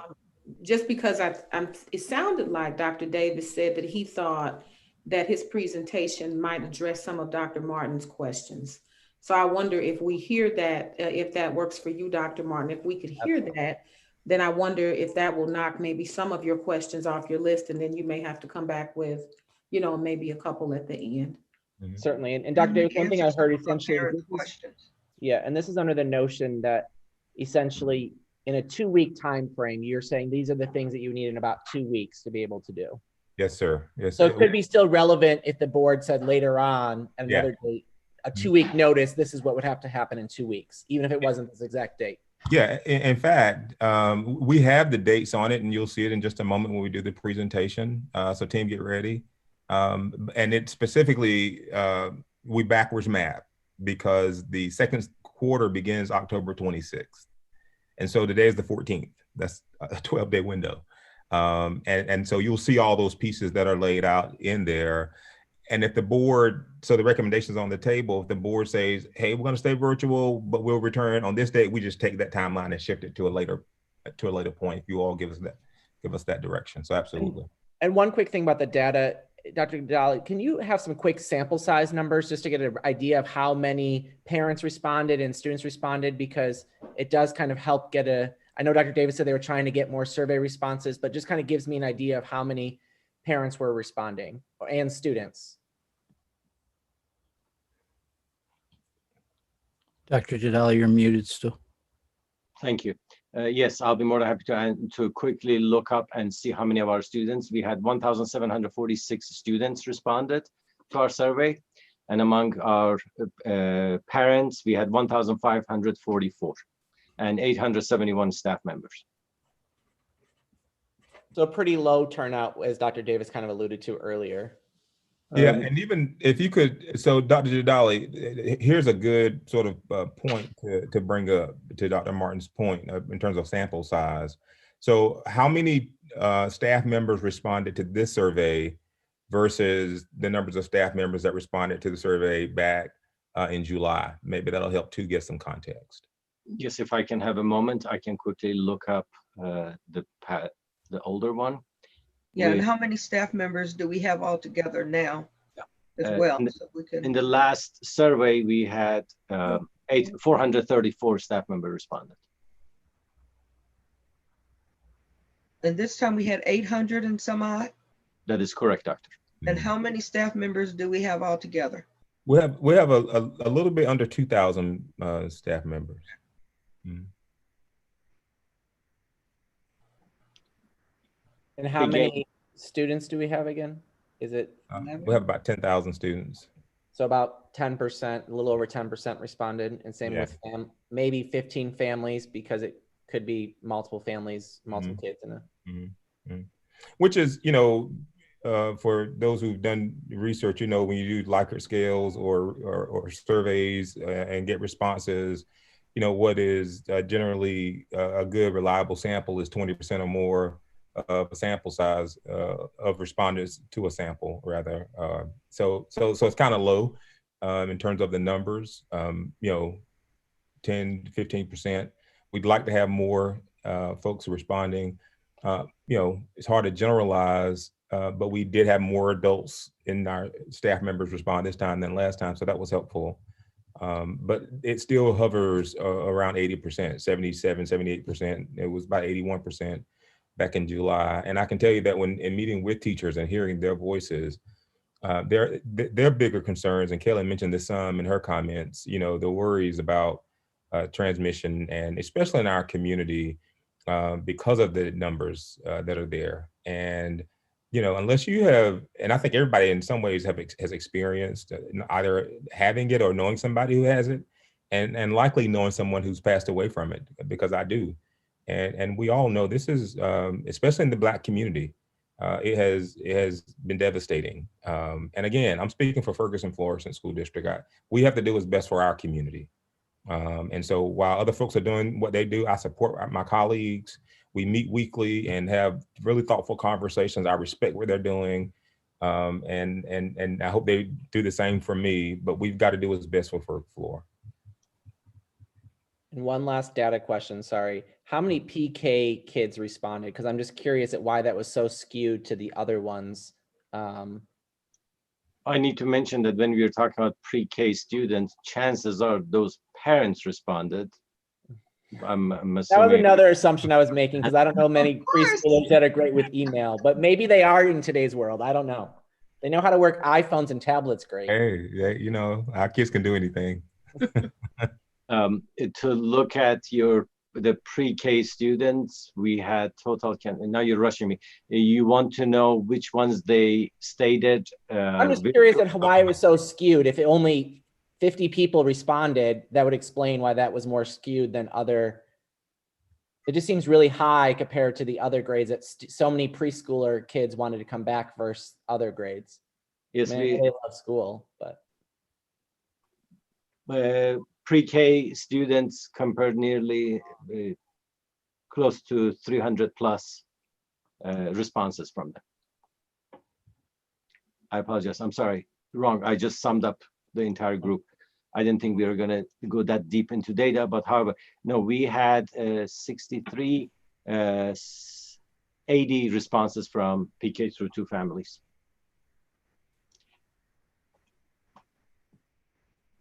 Thank you. I'm done with questions till the presentation. All right, so Mr. Hampton, if you would, I think you're the owner of the presentation. So if you would hijack the screen and take it away. Sure. Good evening again, board and viewers. Anticipating the board's decision tonight, administration has prepared the following presentation, and we'll share that with you this evening. As we prepared for this evening, we prepared a possible timeline for our students and staff to return to school. And as Dr. Martin said, this is a very tight timeline and based on students returning to in-person learning at the start of second quarter on October 26th. As you know, there are many facets to this return to school, and while it's ambitious to plan for a quick return, We've anticipated what is required to make this happen.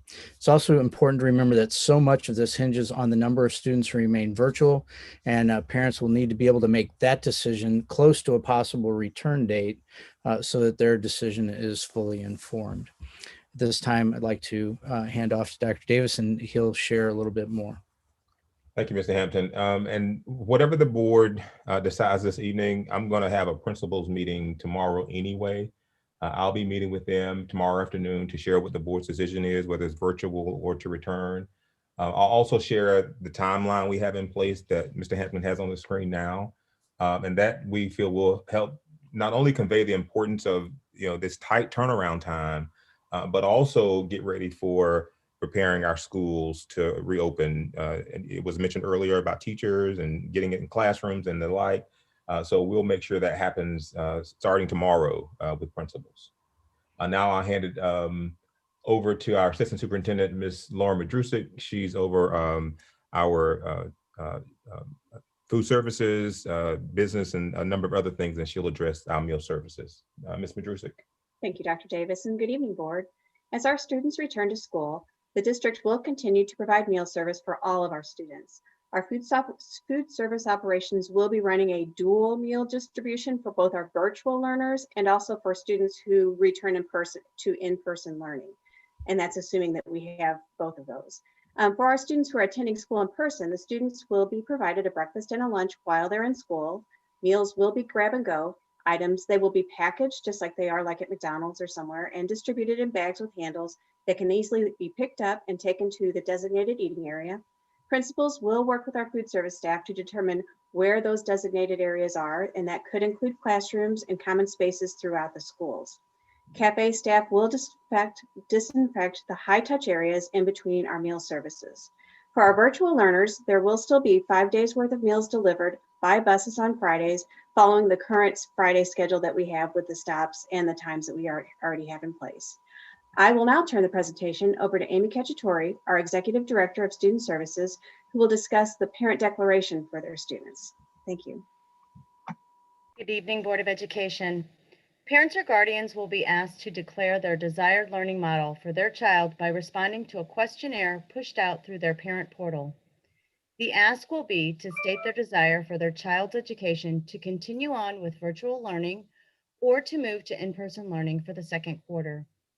Participation in bus transportation for those students who meet the eligibility criteria of a bus rider will also be requested.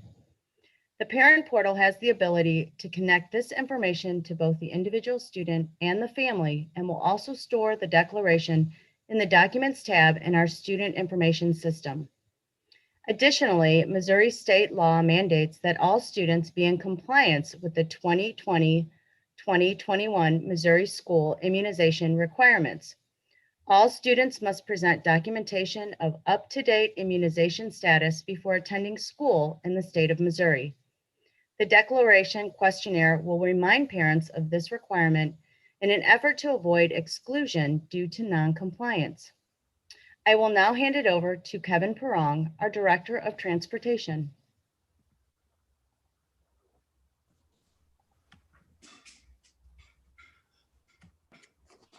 Good evening, Board of Education. The following is a dynamic document that we would like to propose as we re-enter into this challenging school year. This is our plan and some explanation on how we anticipate to keep students, staff, and communities safe, in addition to running an efficient bus service to our district. Students who ride the bus will be assigned a bus number and their information will be uploaded into the student software system. The students will be checked into their buses using a Samsung tablet each morning and evening to ensure accurate attendance records are kept. This process will assist with the counts and the contact tracing if needed. Hand sanitizers will be available in the bus so students can disinfect their hands prior to seating. Windows on the bus will be opened strategically to allow for proper air circulation.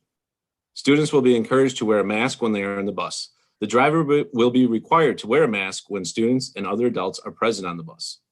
Students will load and unload the bus one at a time to ensure proper social distancing. At the bus stop, students will be encouraged to social distance and wear masks. Students will have to enter the bus one at a time and will be seated from back to front. High-touch areas will be sanitized after each run, and the buses will be fogged each night when they return to the lot. Normal delays will be expected for the first week or two of school.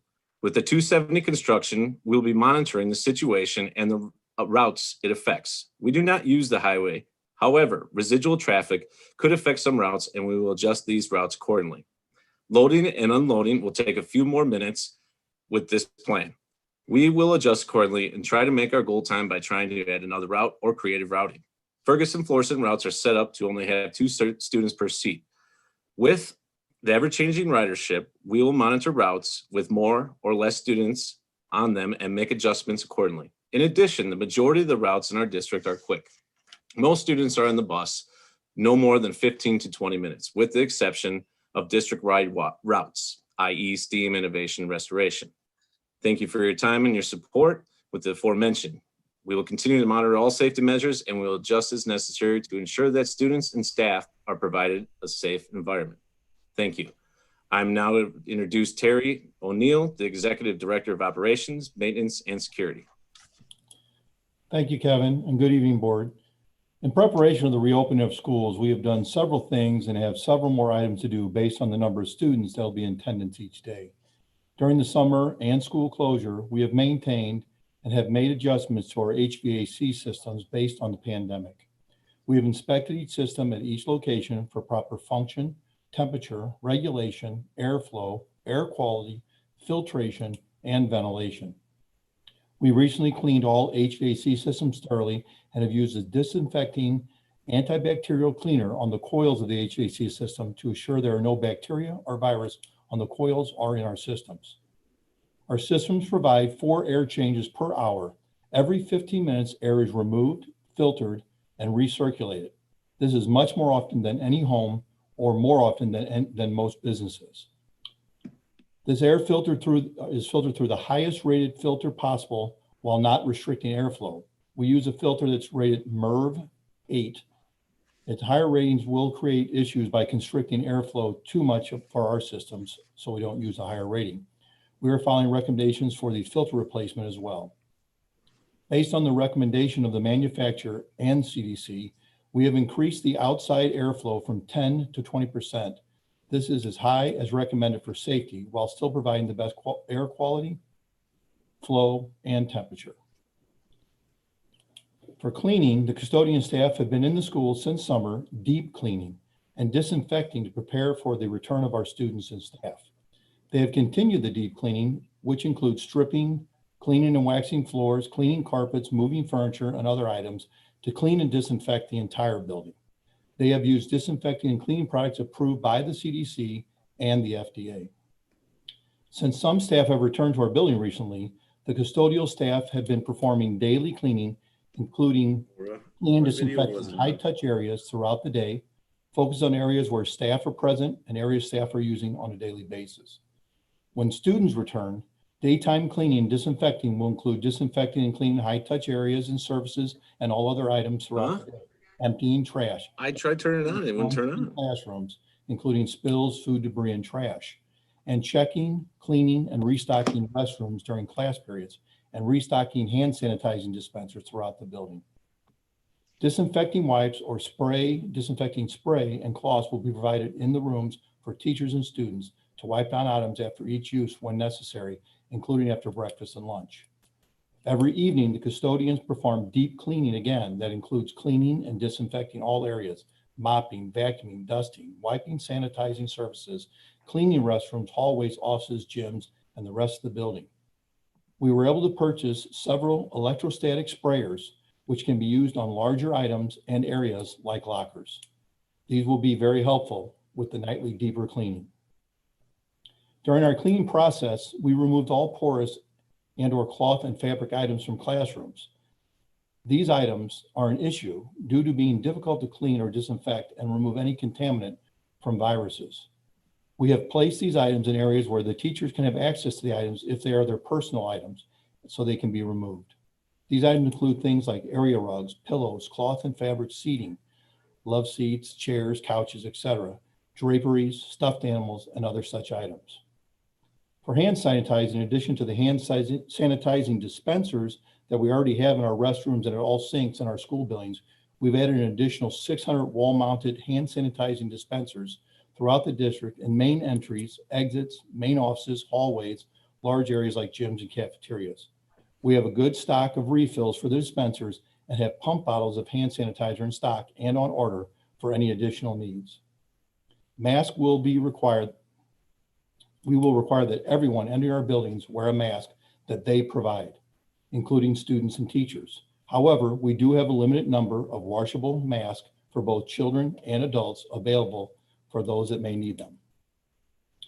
We have installed clear protective barriers for high traffic areas, mainly involving visitors. We currently have installed barriers in the main offices counters, and we will install in cafeterias for the cashier area for food lines if cafeterias will be used by students for meals. We will need to install additional barriers before staff and students return.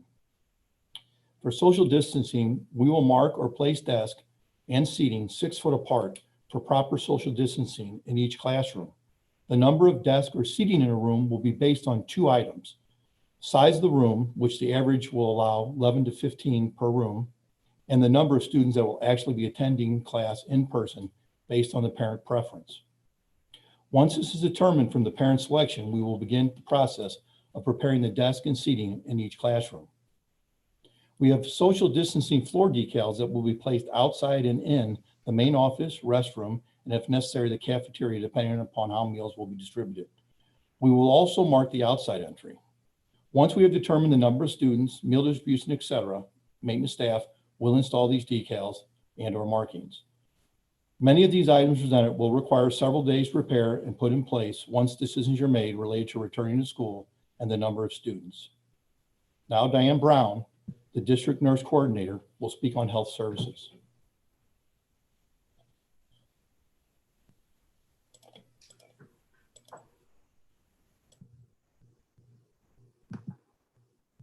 For some reason, I cannot turn my audio on, my video on.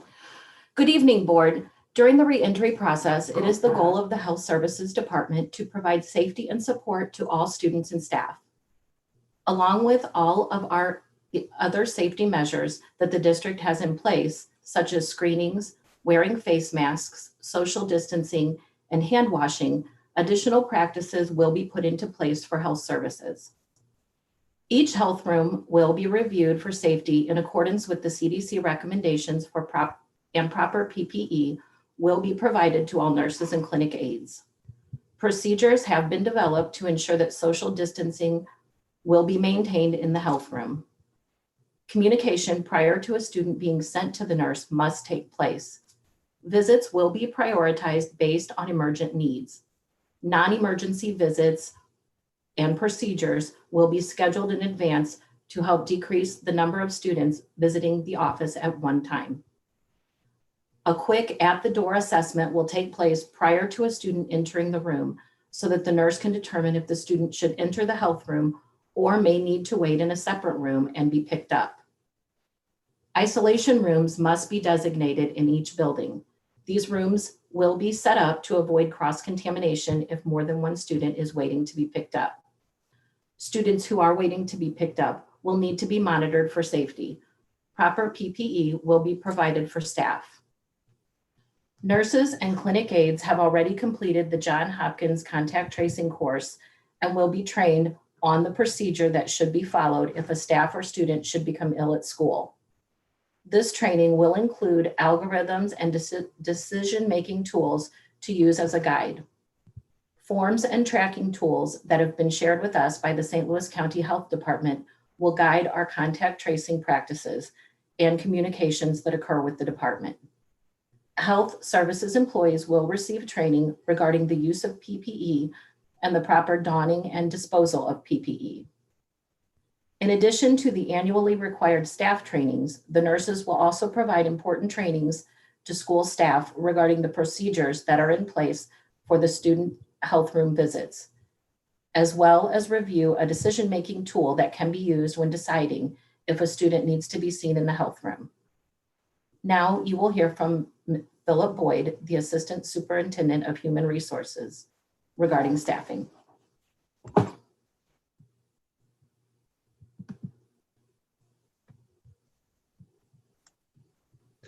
Good board. After the number of students who are returning to buildings is finalized, we will then determine the staffing needed for each building. Part of this process will also involve taking into consideration staff members that may have medical conditions which might impact their ability to teach in person. To this point, we will survey teachers to obtain specific medical information. Any considerations regarding medical conditions will be based on medically supported information from a staff member's healthcare provider and relevant information from the County Health Department. You will now hear from Dr. Lisa Hazel, Assistant Superintendent of School Leadership. Good evening, Board. FFSD primary and intermediate schools will offer parents two options through the parent declaration process, a full virtual or a hybrid option. The full virtual option will function as we currently deliver instruction. The hybrid option will be an A-B schedule with half students attending in person learning 2 days a week and 3 days asynchronous. The other half of students will also attend in person 2 days a week and have 3 asynchronous days. Depending on the number of students who declare the hybrid option, if it is half or less, it is possible students will be able to attend school on-site 4 days a week and 1 day asynchronous. Also, depending on declarations, parents need to be aware that students may not have the same teacher second quarter. School and safety classroom preparation is a priority with a focus on classroom safety procedures and routines. Buildings will be available for teachers to prepare for the transition back to school. Now, Dr. Bland, Assistant Superintendent of School Leadership, will share information regarding our secondary schools.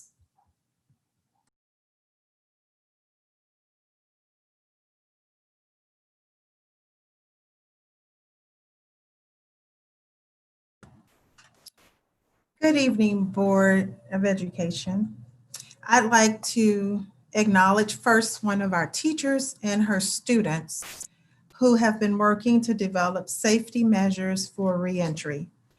Miss Elizabeth Rock, teacher from STEAM at McClure South Berkeley, and her AP Advanced Biomed students, Alexis Connors, Arnasia Kimbrough, Shelby Melvin, Cheyenne Melvin, Taryn Thompson, and Jordan Walker Wright.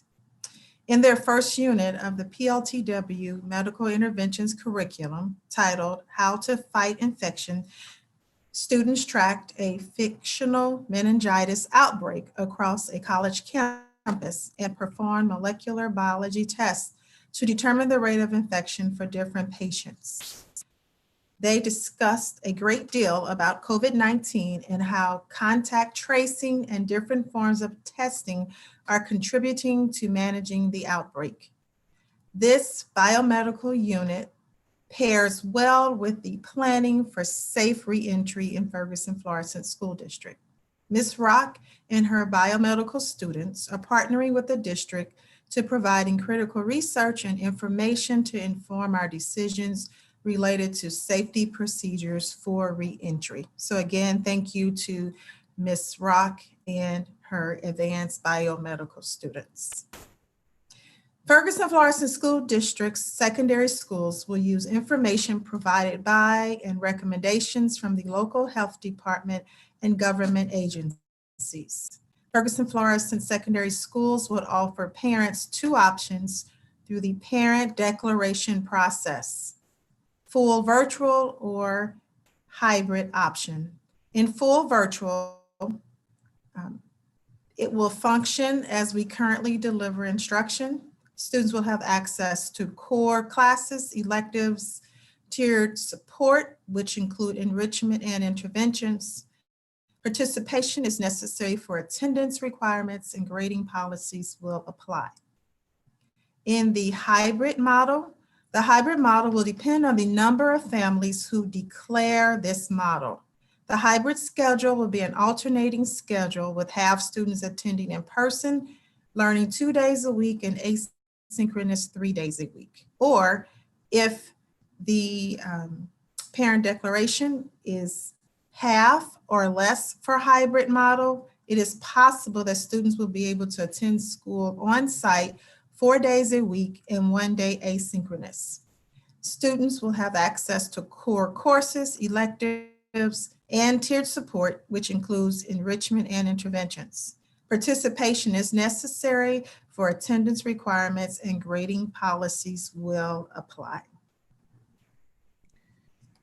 We recognize the anticipation of returning will be at the forefront for teachers, and in an effort to ensure that they have time to prepare for their classrooms, time has also been allocated for building access. Safety is also a priority as well, and we want to ensure that buildings implement site-based procedures that are within the safety guidelines determined by the health department. Because each building's layout is germane to their specific spaces and buildings, school staff will provide feedback on procedures that will address arrival and dismissal, hallway transitions, classroom procedures, breakfast, and lunch. Ferguson Fluorescent School District also understands the vital role that athletics and activities play in our students' educational journey. We will continue to review information provided and recommendations from the local health department and government agencies. Guidelines by Missouri State High School Activities Association will also be followed when athletics and activities begin at the high schools. As a district, we understand the importance of athletic competition. However, we want to also always keep the safety of our students and staff as our priority. Our athletic directors will continue to communicate with staff, students, and parents regarding athletics in the district. At this time, Dr. Pugh Walker, Executive Director of Federal Programs, will share information regarding parent conferences. Good evening, board, staff, and families. Thanks so much for all you've done to support our district and scholars. We would like to formally invite you to meet with your child's teachers on October 27 through 29, when we'll host virtual parent-teacher conferences. The purpose of conferences is for families to communicate directly with teachers and find out about the learning that is taking place in each of their classes. Please be on the lookout, as schools will be sending online schedule links in the next week. We look forward to partnering with you further. Mr. Hampton?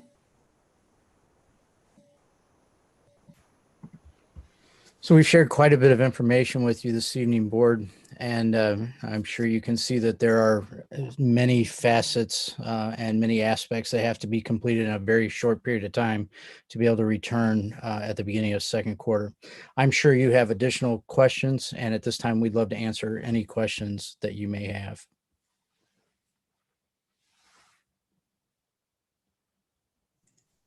I've got some. Is that okay? One of my questions is to Terry. Terry, I know that if the pandemic continues to grow and we have more and more cases, I'm concerned about supplies. Again, on the news tonight, they talked about running out of different supplies. I know myself that we have trouble getting certain items. So if we would do this and the first or middle of November, you're not able to get the cleaning supplies that we need, or the PPEs, we're having trouble getting PPEs. So I can't imagine that you're having trouble. And unfortunately, we're a priority, the medical field is.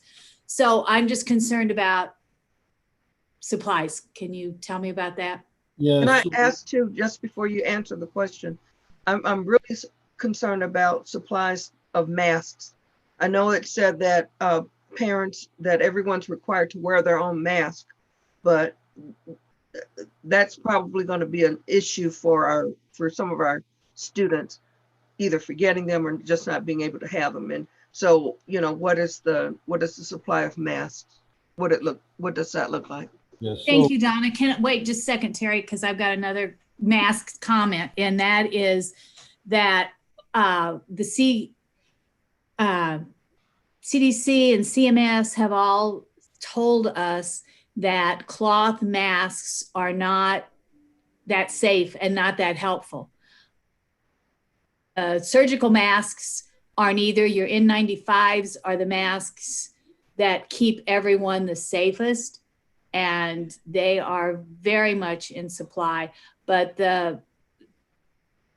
in day-to-day contact and with children hopping from, space to space, whenever the cloth masks aren't that reliable. And I would think that our responsibility would be to make sure that we have a large supply of masks and that our students are kept safe mask-wise. Okay, so starting with the supply question, over the summer when this first started, we worked diligently, and my staff has constantly checked with companies and our normal suppliers and some new suppliers to find as many supplies as we could get our hands on. We have been, and I don't really want to use the word, but I don't know a better word, stockpiling supplies. We have been able to get a lot of supplies in recently, especially, but we had some over the summer that put us in a pretty good position. Tonight, again, you approved for us to get more supplies in. We're promised to have those within about 3 weeks. So we feel we're in a comfortable position. Now, as you said, Ms. Hogshead, if this gets worse and supplies start becoming short of hand, we'll probably be in the same situation as a lot of people. But we have a very good supply right now. I feel good about it. And I feel like we're continually finding supplies and getting them in. And of course, the CARES Act has helped a lot. That's why most of the things were on the agenda tonight was through the money through the federal government. As far as masks, we've been trying to get masks as well. We are getting the cloth mask, and those have been provided by SEMA. We've gotten some from Ed Plus. We've purchased some. And so I feel like we have a good supply. So Dr. Thurman, to your question, if we have a student that needs a mask, we will get them a mask. I don't have a problem with that. I feel comfortable saying that we will do that. I'll give them one of mine if I have to, but we have a good supply. We were very fortunate to get quite a few masks from Ed Plus and SEMA. Are they disposable masks, or is it something that they have to take home and have cleaned and brought back, or what? Yeah, they're the cloth, reusable, washable masks. We don't have a large supply and we don't have any of the N95s through my supply. The nursing supply and PPE is a little different than mine. I hope that answers or helps. So are we expecting the families to wash the masks, or are we going to launder them, or what is going to be the protocol?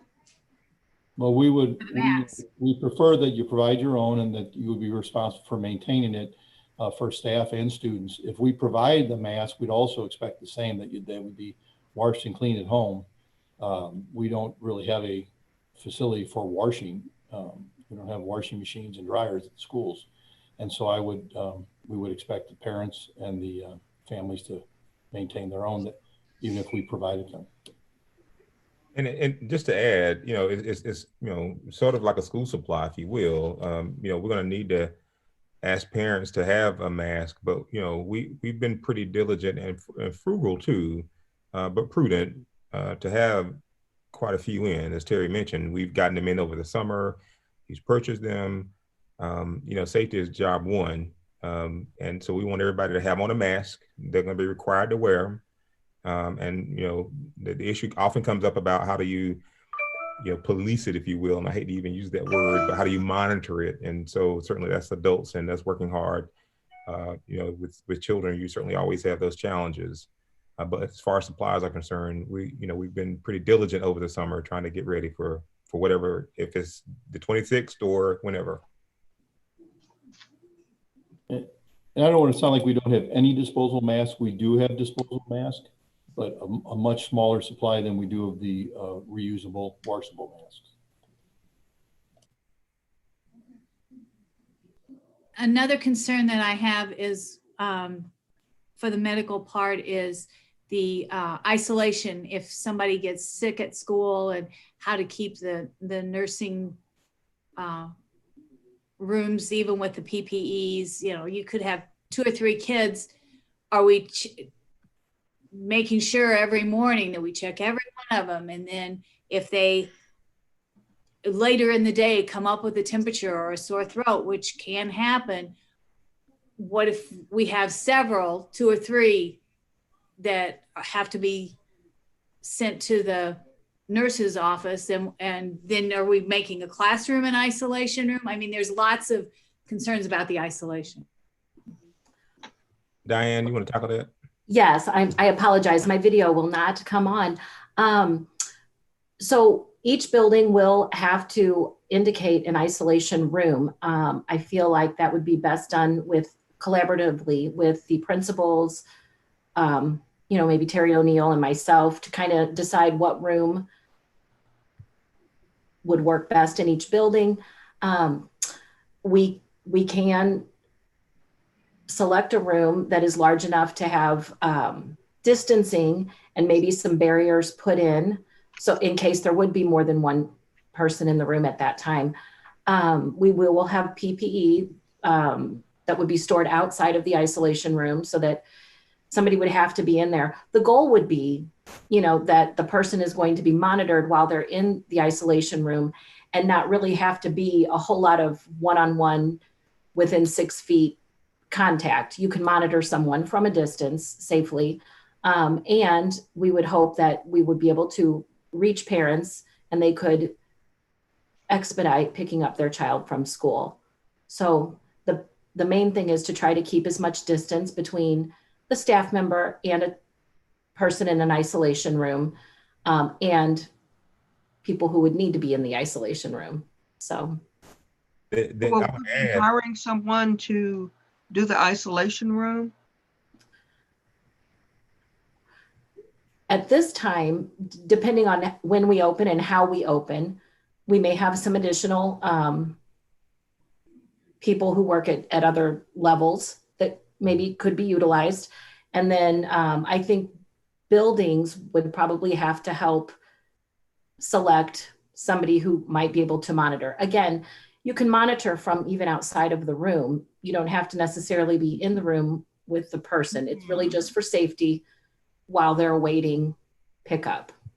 I would have a real problem with not having someone in the room with a child or children. A real problem with that. That we would not be monitoring them. Well, they would have to be able to view the child, yes. And there are several different ways in which that can occur. And that would be a discussion with other departments regarding how that could happen and what would fit best in each building. So the principal and the nurse are the two folks I'm going to look to at each building.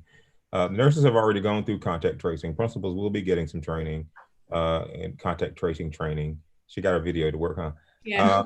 Kevin allowed me permission. Thank you. And so, when we return, all of us will be in building, circulating, being as safe as we can. Just like any situation, principals are the leaders in the schools, and they're the ones who I look to for their guidance. But I want the nurses to be standing hand in hand with them when it comes to COVID cases and dealing with students who may be sick or adults who may get sick. I mean, we're going to have some other issues like substitutes and all those kinds of things when you have adults who aren't there. So that's an issue. But I'll be meeting with principals tomorrow either way to talk about what our plan forward is. But they will be the ones deciding when someone is sick enough that we need to get a parent in there and get people home and safe, or get medical attention, et cetera. Diane's also mentioned in our many discussions around students who are severe or something, somebody has a bad outbreak, and how do we approach that, and how do we keep everybody safe at the same time. So we haven't done it yet. Others are starting to deal with some of that, who are already back in there and having kids in. So there are going to be challenges, but we got to, I think we'll be able to respond to the best of our ability, and where we need help, we'll seek out. We have a great relationship with Spring Schmidt at the St. Louis County Health Department, which is right in our district. She's on many of our calls, superintendent calls every week, giving us guidance, as well as the doctors from WashU that we meet with weekly. I meet with them in particular. I'm on that committee to really stay updated with the data points. As Dr. Jadali said earlier, what are we looking at when we're talking about reentry or what causes alarm? It's always the new daily case rate. That's the one metric that we have to keep our eyes on, because those are the new cases that are emerging based on how people are social distancing or wearing masks and doing other kinds of mitigation efforts. The other metric certainly is the positivity rate and the transmission rate. And that transmission rate is really important because anything above 1 says that it's spreading. What it also says is that people aren't following the rules too. You have to wear a mask. I get folks on different sides of the coin, but we're talking about people's lives and safety. So we're going to need adults and children and everybody who's in those buildings to wear those masks and do everything we can to keep people safe. May I ask too, are you going to be doing the daily protocols for parents? As we started off with the questionnaire. We won't be collecting data. That we raised, that came up once before about collecting health data and all that. We have some tools. Diane and the team have some great tools that we can give parents. We're gonna, honor system, ask parents to do these pieces to help us keep their children safe. And they'll keep that data because, we don't want to get into any kind of HIPAA violations when we're talking about collecting data. So we will ask parents to, to let us, please do these things at home with your child. We'll do the screeners with our adults, of course, and try to do everything we can to keep them safe too. But we're going to need parents to help us here. Are we going to be taking temperatures at all? Yeah, the nurses will be doing some of that. We won't be standing at the door with the temperature. Yeah. But we'll be Laura, I think, and you can speak to this, or Diane, you can as well. I know we will have some problems at one point getting those infrared. We have those in? Good. Yes, we were able to get some. Yes. So we've gotten a lot of supplies in to help give our nurses, because they're our health workers and our frontliners with Diane. She's been the lead in that regard because of her expertise, of course. But we want to get our principals trained too, so that they can have the tools they need. But we're going to do everything we can, to keep our staff safe and to keep our students safe. I feel really uncomfortable with, and this is nothing against the school nurses or your plan of what you're going to do. You're trying to do the best, but leaving a room maybe with students in there waiting for their parents to come pick them up.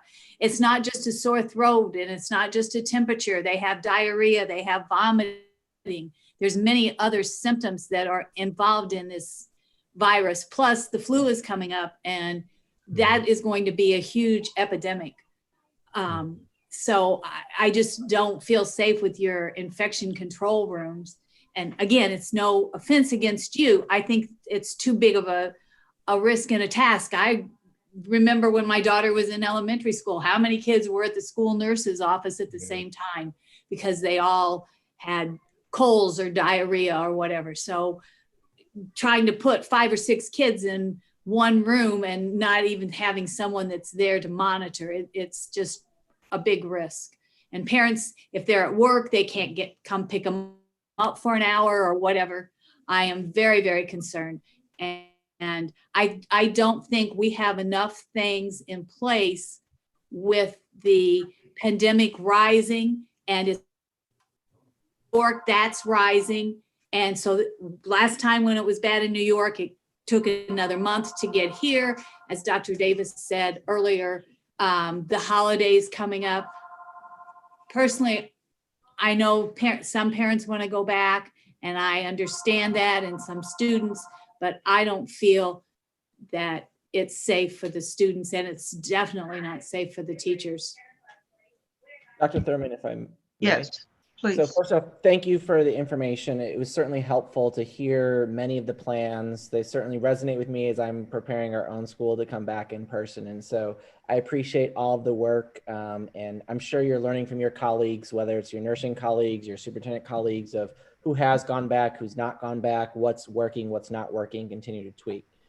One question that I did have that I did not hear tonight that I'd just like some more information about is a school that's dealing with some grief right now itself, but certainly what are we doing for the mental health of our kids and supporting them now? And if the board does say we're not going to go back to second quarter, that's a long time kids have been out of school. So how are we checking on our kids, supporting mental health, providing opportunities for them to engage or make sure that all are well as best as we can?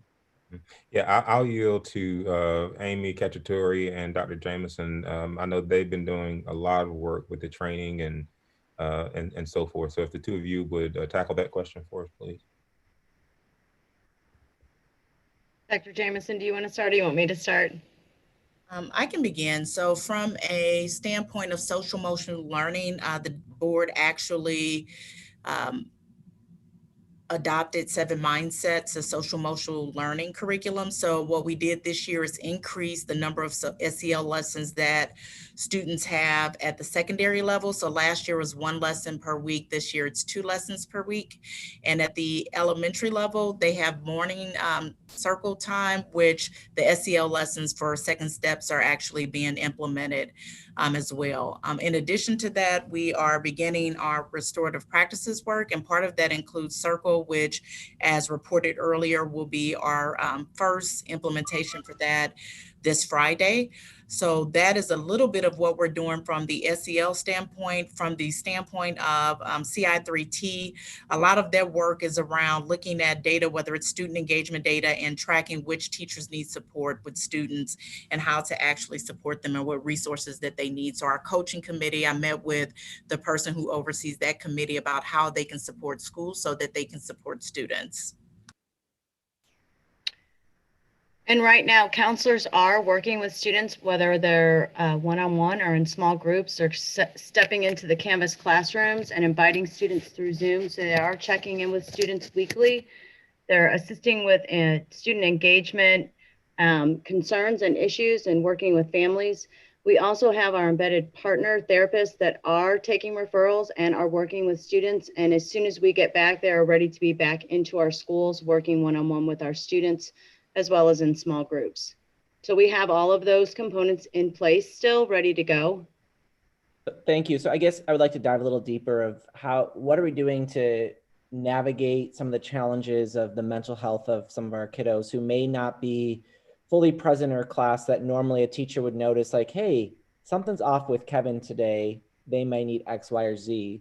With screens off and other things, what are some systems we're having in place to make sure if the board does go forward without having, coming back for second quarter, it's getting darker earlier, getting darker, sun's coming up later, depression usually rises naturally during this time. Kids are missing their senior year, they're missing their 8th grade year. Certainly you can read about the mental health statistics of suicide rates across the country are increasing, particularly for kids. And so just really want to kind of get a deeper understanding of like, what are we doing to truly make sure every kid is well? So I'll jump in with that one. So we actually, as I mentioned before, the CI3T committee, with the help of research and evaluation, track attendance data for each building, also by area. And so that data is then compared to longitudinal data from the previous year. And so as principal supervisors, we look at that data and we have data conversations with principals to determine how particular classrooms are being supported within their buildings. What I will say is that teachers' attendance rate, which if we're using that for participation, actually looks pretty good. And of course, with the primary schools, they are at the most part meeting the district average of 86%. And so when we do recognize that students are not being engaged, counselors, as Ms. Cacciatore shared, are meeting with students. The counselors also have a check-in form that's actually used, and Amy can speak to that a little bit. So the students actually check in through the Google form, and there are specific questions that are posed, and then depending on how the student actually responds to the question, prompts the counselor to reach out and have additional support and contact with the student. So we've been very creative in our approaches. And then I will say that most of the schools are doing morning meetings and check-ins. So part of this that I think that we are getting into as I think about our work with restorative practices is the relationship piece and being very intentional about how we are building that within a virtual space. So lots of team building at the secondary school level that is actually developed and provided to them. And so because of those relationships, what's happening is that students are being very vocal regarding expressing their concerns, whether it's with their counselor or their building level principal. So one of our principals on our CI3T committee said her students actually share some of their anxieties around the amount of work that they're getting. And so she's able to then refer that student to the counselor. Thank you. And then on the flip side, just for Mr. Boyd, I believe. What are we doing for the mental health and well-being of our staff? Certainly, as that is the other component. If they're not well, it's hard to deliver strong instruction. So kind of what are some of the supports the district offers for our faculty and staff and teachers?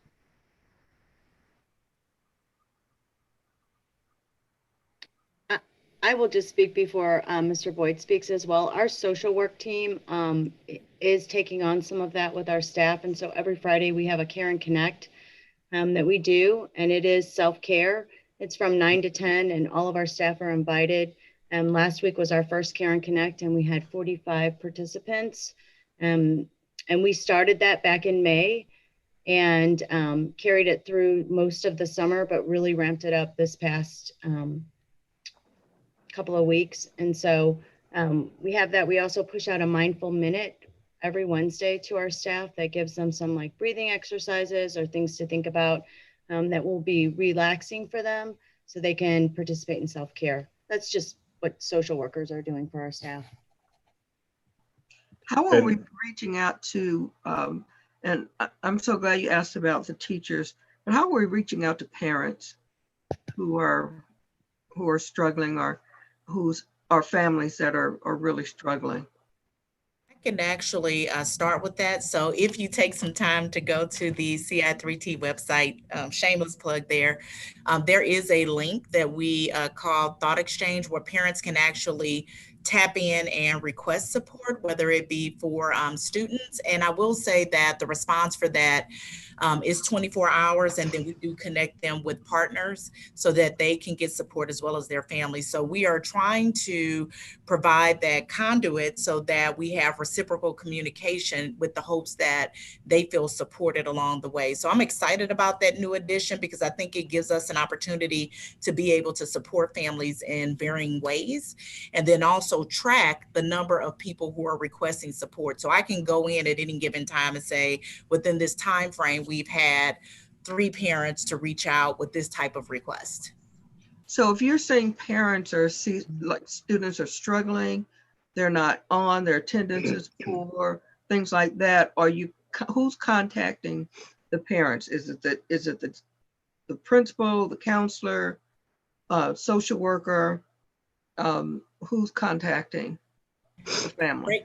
Great question. I think the starting point, my hope is that the teacher is doing that because that's where the relationship is being established and that's what we're pushing this year.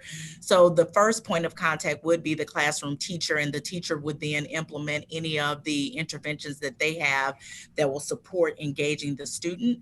If we see that a student is not responding to what the classroom teacher is doing, then a referral is made to the counselor. I want to also remind us that teachers can submit a care team referral. I do know that principals have been submitting care team referrals for some of their students. And so what we're trying to do while we are in uncharted water, continue to have some normalcy around the processes that we have in place so that students are adequately supported. I'm excited about the new piece of how we're tracking the referrals for care team so that we know whether or not students are being referred for academics, behavior, whether it's social emotional or something else. We can then provide that information to the board or other stakeholders if they're interested. Thank you. We're also, and Dr. Thurman, interestingly enough, tonight was our first plug into parenting with our social workers. They're starting that back up as well. And tonight's, so we reach out to parents who have either submitted a social work referral or we send it out to all of our parents, but we specifically invite those who we've had some referral issues or they've voiced some concerns, or counselors have said, hey, this parent is really looking for some information and if you could support them. So tonight's plug into parenting was children and anxiety, understanding and easing fears. And so we have various speakers that have from different agencies that have partnered with us, and we push that out through a Zoom. I can get you the information on how many attended tonight's meeting. I see Mr. Boyd's here now as well. My video's finally turned on. I couldn't get it. It was stuck. I blame it on the Russians. We continue to share information around our Care 24 offering through United Healthcare. And we also have shared out information regarding some local initiatives like the Collective STL, which is a yoga studio that was started by a group of African-American educators, one of whom actually is a McClure North graduate. And, you know, informally, some of the first questions I asked any staff member I talked to is like, okay, what is self-care looking like for you right now? Because it looks different for everybody and everybody needs different things. The other thing that has happened is that principals have also been asking to make sure that they know and have the information for the Care 24 offerings as well. And people just need to understand that, you know, our current health insurance does cover therapeutic counseling. It is not considered an extra. And so there's a wide variety of providers in our region that are covered under United Healthcare specifically for therapeutic counseling. For teachers, for staff. Yes. Okay. And I just want to put a plug in for our counselors too. Ms. Blackshear in particular, who's my son's counselor, and she's called here and talked to my wife, you know, checking on my son's stuff, and you know, he needs support like all the kids do. But I know our counselors are calling parents and having conversations with us about, you know, how to support our students. So I just want to say thank you to counselors, and particularly Ms. Blackshear for calling my wife and talking with her about our son. So thank you for that. I have another question. At the beginning of the presentation, it was stated that we had how many staff diagnosed with COVID?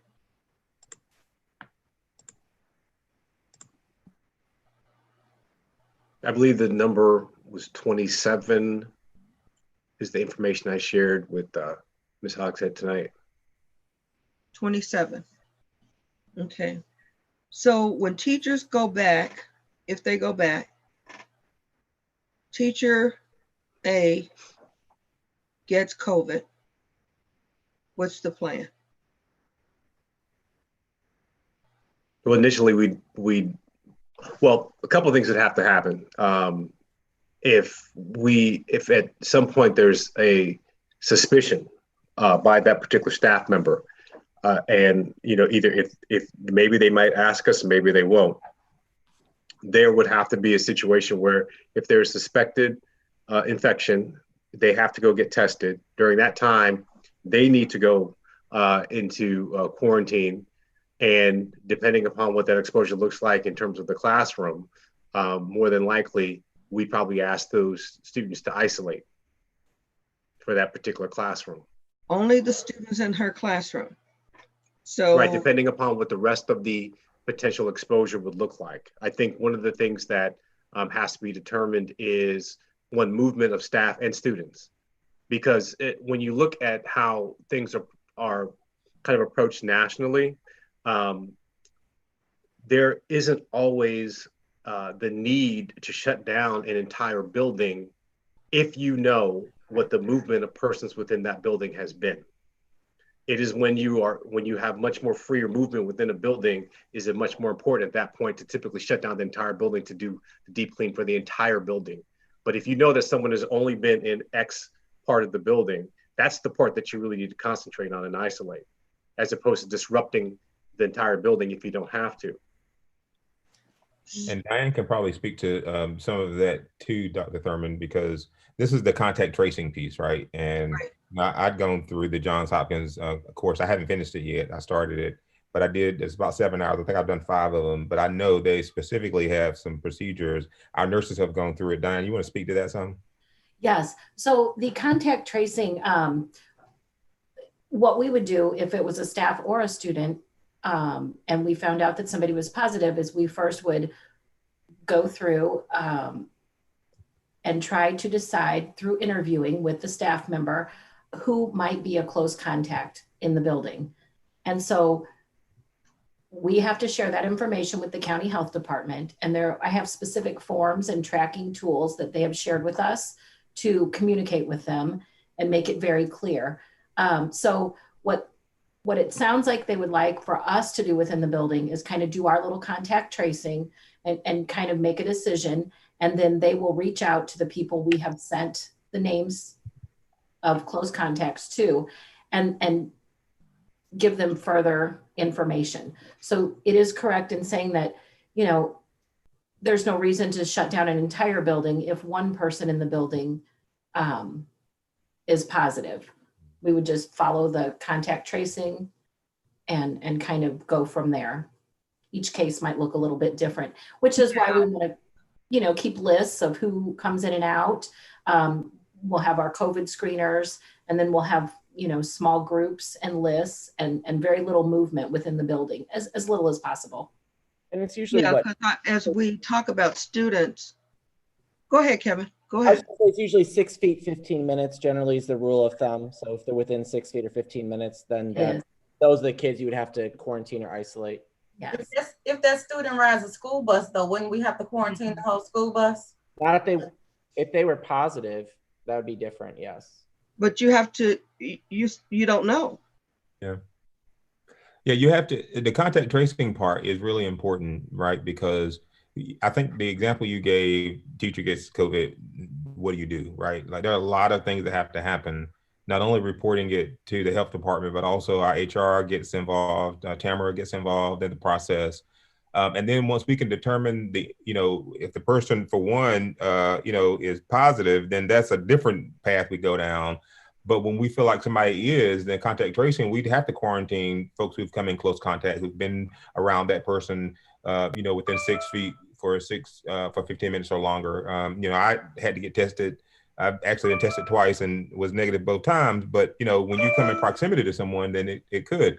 But here's the piece I want to bring out that, you know, I'm glad you asked that question about the teacher, because if it does happen to a teacher and some students, and we have to quarantine a group of them, then certainly, you know, their education has to go on. So they would have to go back to virtual. We'd have to get a sub. So there are a lot of, there's no singular, you know, panacea. It is situational.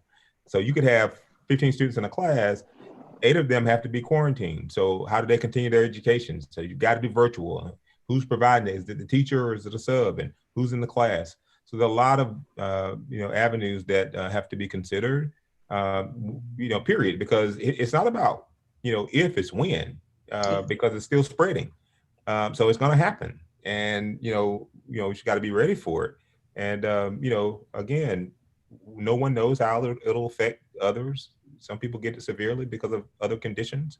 Others come through it and do fine. But, you know.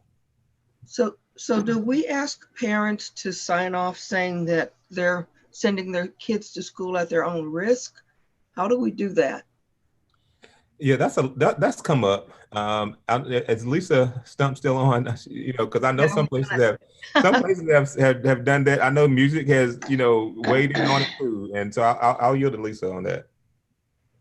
We wouldn't recommend a waiver for attending school because that's, you know, a student has a right to attend school. Where waivers come into play and might want to be considered are when students are doing optional activities such as sports or extracurricular activities. But for just attending school, we would not recommend a waiver. Okay. Leslie, you're muted. Leslie, unmute. Donna, to answer your question to Kevin, to Philip, we've had 20 staff members positive and 58 are now quarantined waiting test results. Okay, so, I wonder where that 58, I thought I heard 50 something. Right, and wow. A friend's son is in 8th grade out in Wentzville, and I just want to use this as an example. One of the students in his class was positive. So now for 14 days, the class is quarantined in their homes and can't go back to school. And that was more devastating to him. I mean, we're talking social and everything, because now, you know, he was at school and things were going good. And now because of it, they have to go back. So there's no win-win for anybody. And we've all had, I appreciate everybody's good questions, because I think in the discussion, coming up with so many good thoughts. Thank you. I appreciate you guys as a board. Dr. Thurman and Dr. Davis, I have a question that impacts, I guess, my vote today of, are we going to be able to have a conversation after the vote about the administration's recommendation to have a discussion of other things, or is that the end of the discussion for today? Does that make sense what I'm saying? I'm not sure if I follow. Say that again. Right now, the recommendation that's on the floor is so we have to vote on the recommendation because we're still having discussion. Right. So my question is, after that vote, are we going to be able to have another discussion about the return to learn or other aspects of it?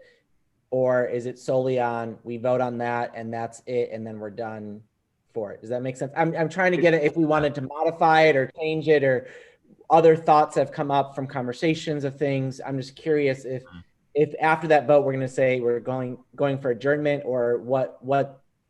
I have thoughts based on feedback I've heard today and from what we've read. So I certainly. Yeah. So the recommendation is, that we remain virtual for the second quarter. And, I think parents are probably more prepared now than they were in July. If we were to return, they could probably return faster. But I know there are a lot of factors that come into play when you're talking about transitioning back in. And I just think it's prudent that, whenever a decision is made, then, we look ahead, to the end of second quarter, look at returning third quarter, which is second semester, which is a good natural sort of boundary, especially for secondary schools. We know that. And then we obviously will continue to watch the data and talk about what other kinds of things are happening in the process. So even if the board, let's just hypothetically speak, you all vote to remain virtual for second quarter, there are other things that have come up to me, even some of you have raised, are there opportunities for us to get some students together and do some kind of building, community building and that kind of thing. And so we're absolutely looking at what kinds of ways we can help support our families during that time. So yeah, we're open for the discussion beyond, but what I do ask is that when the board makes the decision, whether it's to come back the 26th or to, but if it's to remain virtual, I would ask that we do it for the second quarter so that we can be able to plan and not shift on a dime. I just hate moving back and forth with the wind sometimes when things change, and because that doesn't help families. Yeah. And so that's why that recommendation came that way. I appreciate My that. question, go ahead. I was going to say, I appreciate that clarity, and I have one comment after you, Donna. Go ahead. Okay. My question is this to the board. What has changed from the decision that we made the first time to this time? What has changed?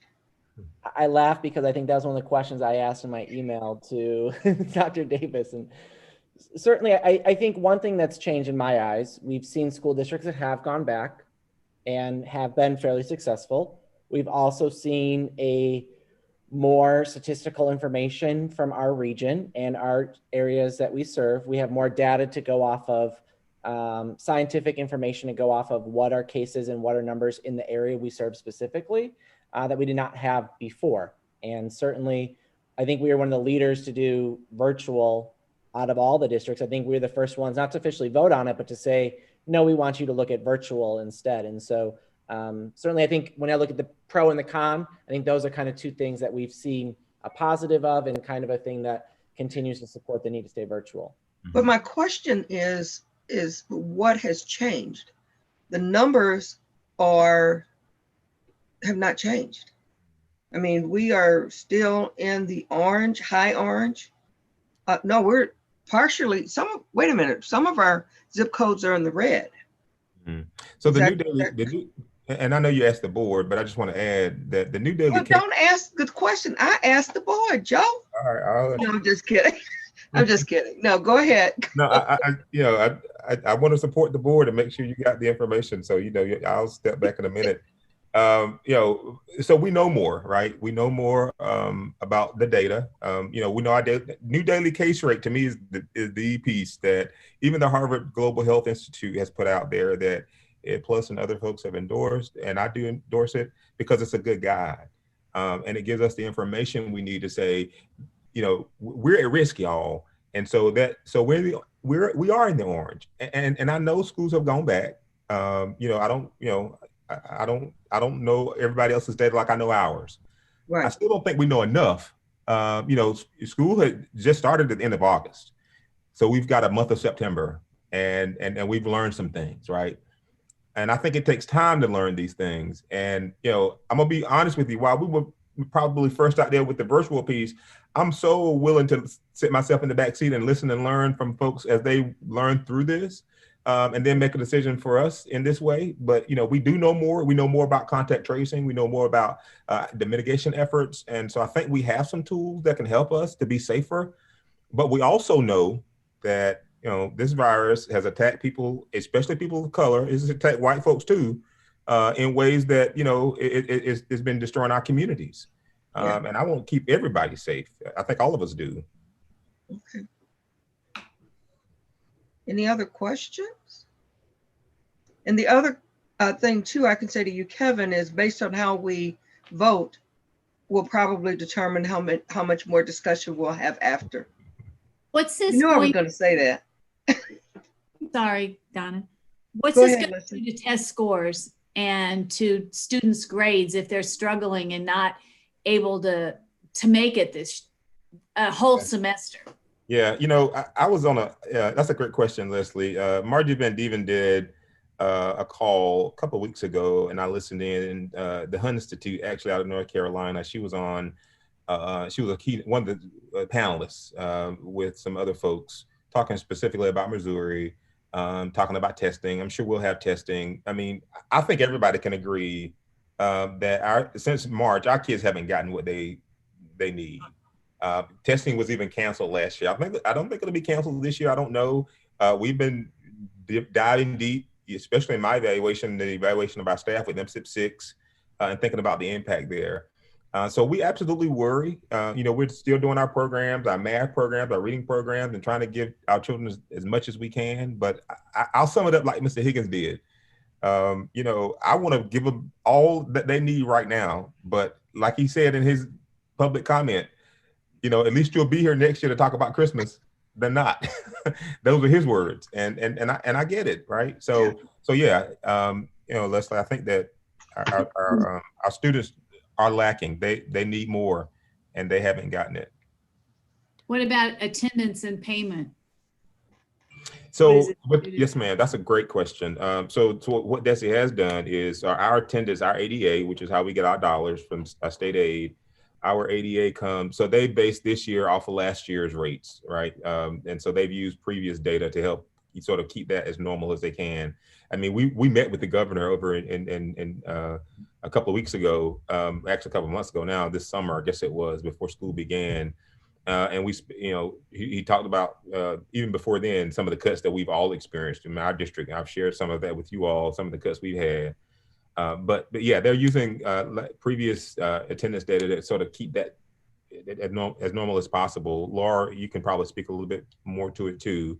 And then with our high schools, being virtual, they look at the completion versus, seats, bodies in seats. And so there's some shifts there.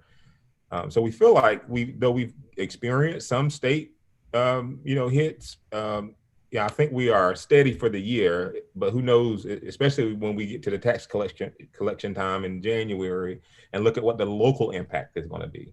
But that ADA piece from the statewide, I think we are, pretty steady right now. Laura, did you want to add anything to that? Not really, Dr. Davis. You're right that whenever we look at the ADA for state aid, they take the best of the last 2 years, and so I feel that they have things in place for virtual learning for attendance. So the virtual learning won't really hurt us as far as the attendance. And if we come back, there are stipulations now. So if your student is out due to COVID reasons, they will not be penalized for not being in the seat. So the state's really trying to work with us for attendance. So when we're talking about their education, what about the seniors and the college prep classes that they're taking and being ready for college? What's that going to do with having a whole semester without being in school? And it could be a whole year. Yeah. I mean, I think the best way to respond to that, Leslie, is even looking at what some of the colleges and universities have done across this entire country. Because you still have a lot of colleges and universities that are out for the whole semester. They declared that back this summer. University of California, the largest system in this country, they were the first ones to go out for the year, for the semester anyway. So some schools in, I was in Columbia a couple of weeks ago. I presented in Jeff City. And had a chance to ride over to Columbia on the way back to let our son see the campus, and it was bustling. Kids were everywhere. College kids were everywhere. So, with our kids who are taking, all courses, all high school courses, and Dr. Bland can probably add some more to this, but our AP, IB courses, all of our high school courses, and kids graduating, they are in the midst of a pandemic here and all abroad. Teachers are teaching, making sure kids are getting the requirements they need. A lot of colleges have relaxed the ACT, SAT entrance exams because of what has happened with COVID. That doesn't take away the fact that they still need to keep learning and knowing. But our kids are enrolled and they're moving forward and getting as much as they can, working hard. In fact, I think there are some opportunities now with us because we have had to refine our virtual learning approach. And certainly we're not there where we need to be, but we've been foisted into this in a way that we've had to learn our way through it versus it being optional. Kids are always, students are, asking questions, the seniors in particular, and athletes in particular, and, students who are trying to prepare for college. We're still doing everything we can to make sure they get the right courses they need. I said Ms. Blackshear, she called because there was a glitch in my son's schedule. So folks are doing everything they can to keep our kids focused and get them graduated. Even at the end of the last year, I just use, if I may, Dr. Graves, her son, who graduated from North. He's now a freshman at Washington University right here, our very own. And so, he made it through that end part. So, it's difficult. But I think that the colleges and universities, not just here in our state, great state of Missouri, but around the country, they've been thinking about, how to support students as they get through this COVID, this pandemic, rather. I just had a comment today. Can I make a quick comment or question? Sure. It'll be quick. And it's kind of piggybacking off of what Dr. Davis just said. So we said that with virtual learning that we're not there yet.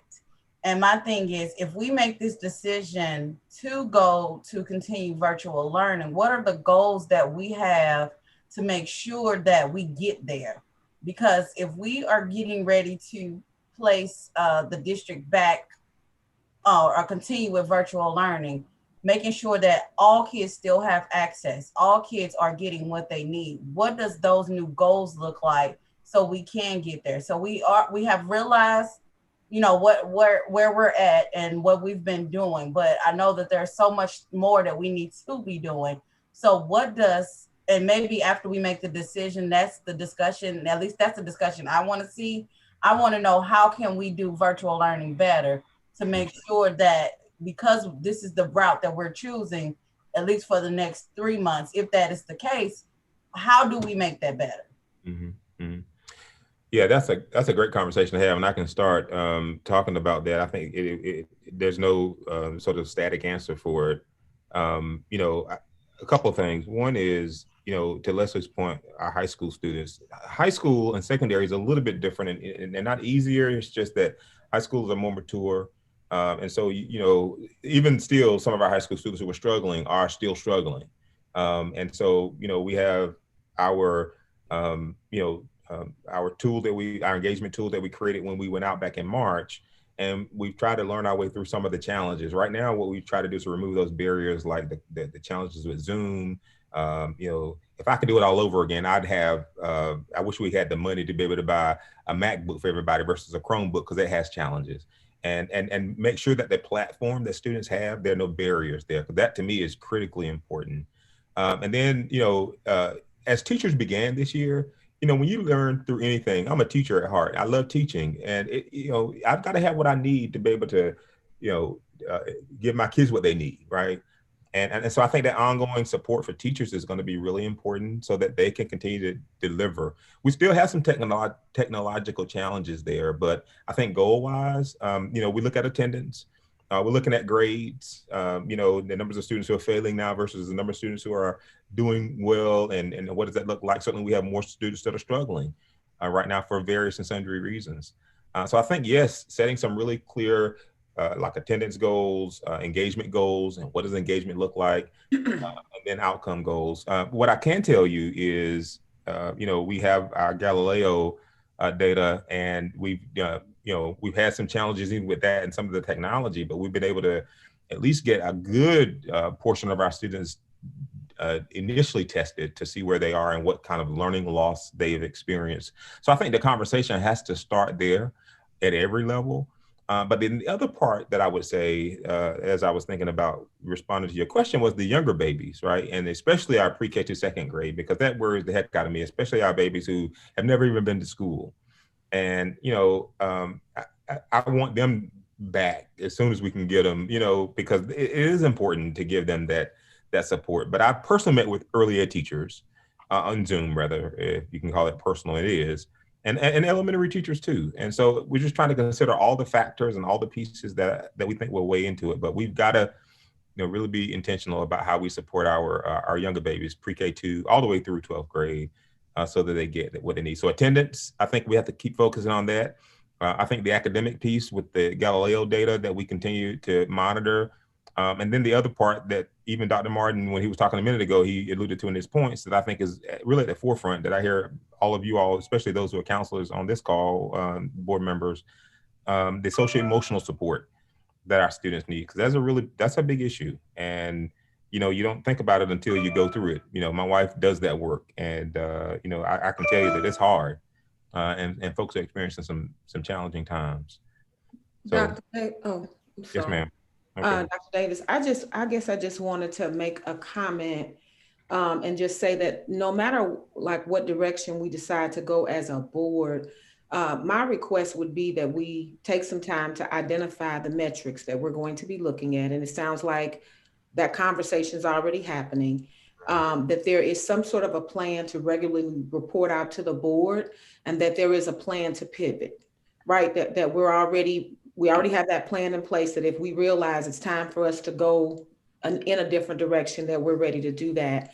I also wanted to say too, that while I appreciate all of the different scenarios that are being raised and all of the questions that are being put out there, I do not know that there is a crystal ball or any way for anybody to know each and everything that could potentially come up as we go through this journey together. So I guess I wanted to just put out there that I don't know that there's enough questions that you can ask for everybody to say, I now feel completely comfortable with, whatever decision we go with. So at some point, I just think that as a board, we have to trust that we have hired people that will know how to problem solve when some of these things come up with students. And of course, since the board would be getting some sort of regular updates, the hope would be that if we caught something that wasn't going the way that we thought it needed to go, or that wasn't good for students or wasn't good for teachers, that we would be able to have some conversation around how to fix that. So I just wanted to make that comment. Very well, Sheila, thank you very much. Thanks, Leslie. I had something real quick, and thanks, Sheila, for that comment about being able to pivot. So depending on the vote this evening, my question is, I know that we've sent out some surveys, but I'm not sure if the survey, I guess what I'm trying to make sure that we leave an option for our parents to decide, if they want them to return to school, or if they want to do virtual, or if they want to, just keep them, fully at home. And I know that, and so as I'm thinking about the vote, if we voted, okay, hey, let's send them back. How does that look? Will we adopt a hybrid model, or, I just want to know how that will work out in the time frame for when we'd have to have that ready to go before we got our students in the buildings. I'm just, you know. Sure. No, yeah, absolutely. You know, and I think, you know, they're really sort of just two options, right? One is remaining virtual. The other one is the hybrid model. You know, when Amy was speaking earlier, it's that declaration. So if the board says, no, we're not going to go virtual, we're going to bring back, you know, a group of students. So let's just, this is a hypothetical. Say you vote down the virtual recommendation and say, no, we're going to bring some students back. And then my request would be, well, who? And then let's just say if it's pre-K2, then that timeline that Kevin laid out earlier would take on tomorrow's date, because we have tomorrow. I'm meeting with principals tomorrow anyway. So whichever way you go, I'm gonna meet with them tomorrow afternoon at 3, just to give them an update about what the board has said tonight, and then what we need to be thinking about right now. Parents, you know, so let's just say you all said we're gonna bring back pre-K2 students, then we're gonna need that declaration by the 19th, which is Monday, right? Like we need, so it's a short window for parents to say, I want my child to go virtual, come back to school in the hybrid in-person model versus the virtual. So the only two, they can stay like they are, or so the parent would be able to choose. And so it's from those numbers that would determine a lot of things, right? Like how many teachers we would need to stay virtual versus how many teachers we need in the building. And so there are a lot of wheels that will start turning when we say we're going to, you know, use this model, a model other than virtual, which would be the in-person hybrid. That window is short because October 26th is in about, you know, 14 days or 12 days. The days is 14th, 26, 12.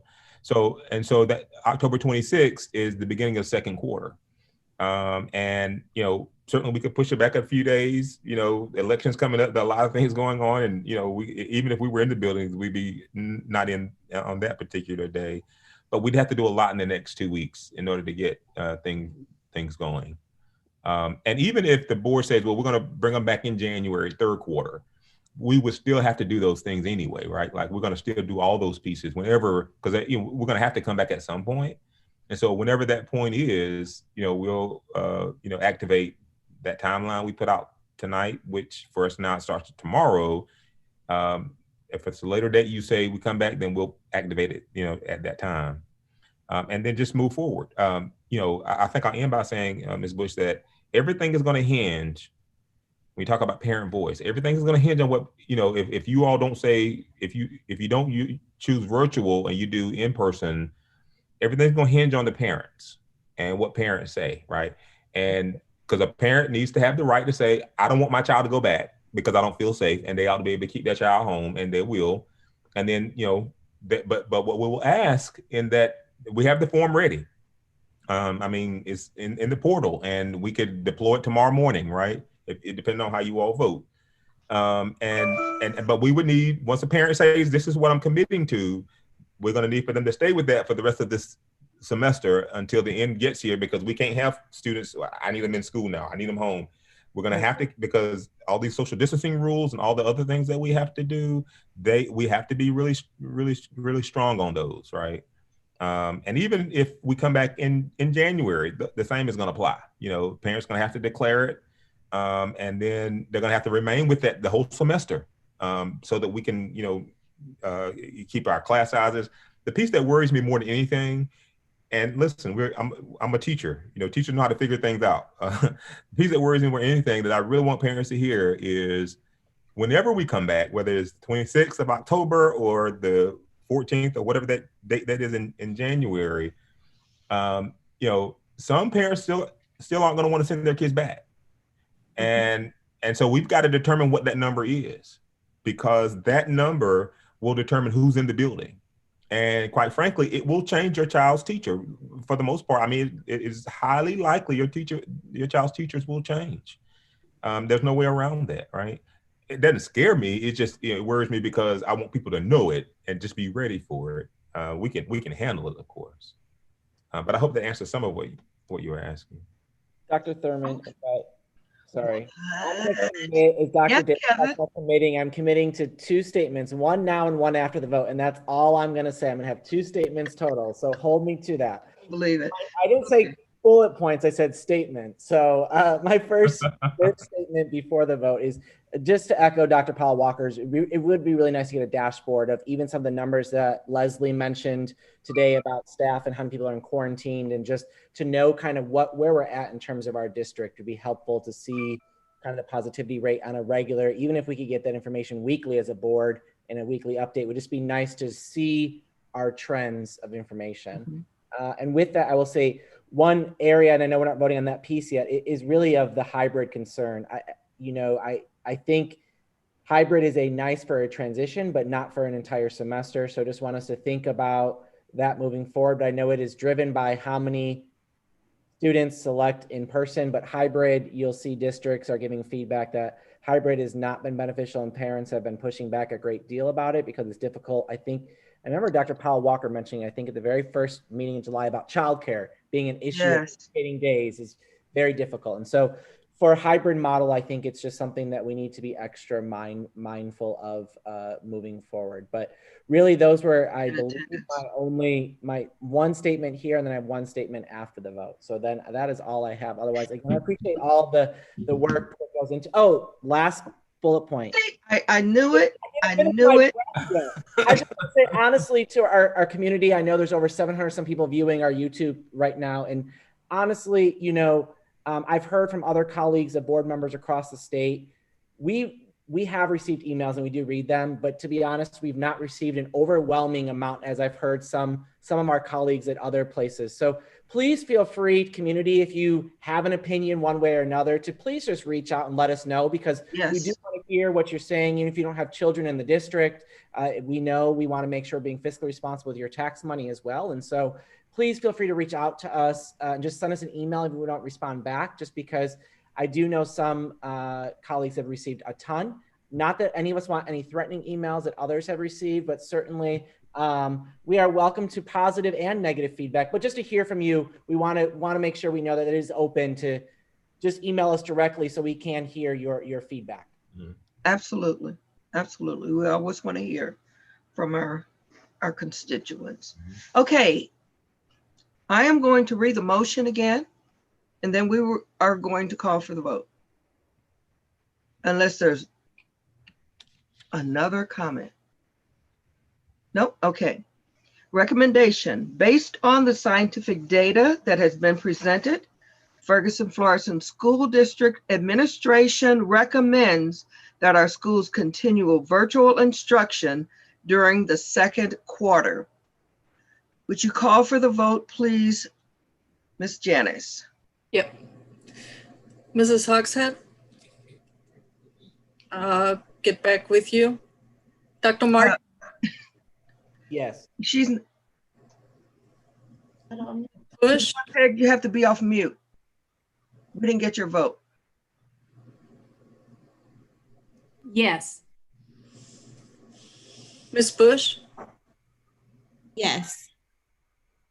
Dr. Graves? Yes. Dr. Powell Walker? Yes. Dr. Thurman? Yes.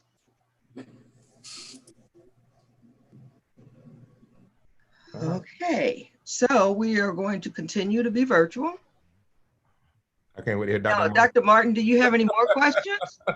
I have my one statement I have, and I will say, living through the parent lens and all that, I couldn't agree more that parents need to make one decision. And I would ask, I have 3 asks total, I believe, out of my one statement, is that we do survey parents and ask that commitment sometime after Thanksgiving break. Yes. So we can see kind of holiday numbers, but before winter break, to give those administrators some time to actually do scheduling, because living through it, it is not fun. And so certainly I think it is a nice break with that.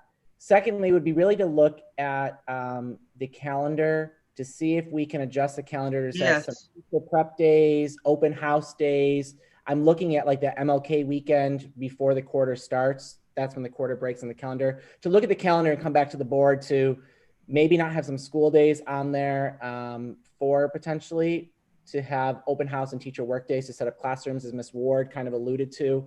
I think will be important. I know parents are going to have a lot of fears that will just want to see what schools are going to look like. And certainly by having kind of an open house tours or something for them to get to see people. Time is certainly that. And also just some transition days of whether it's starting with a hybrid model to a full-time model. And the last caveat, as you already said, Dr. Davis, is really figuring out some social emotional service opportunities for kids. Absolutely. Gatherings or even Zoom opportunities for them to connect outside of school with kids, whether it's even like I've seen Zoom dances and things. I mean, there's all sorts of stuff out there that just connect kids just to be able to stay connected, because they need that connection more than anything. And I'll say, we hear you and feel you. Seniors, particularly, you are missing out on an entire semester that you will never be able to get back in a traditional sense. Yes. And I said it last year when it all happened. I said, this year's graduating class is going to feel it way worse than last year's graduating class.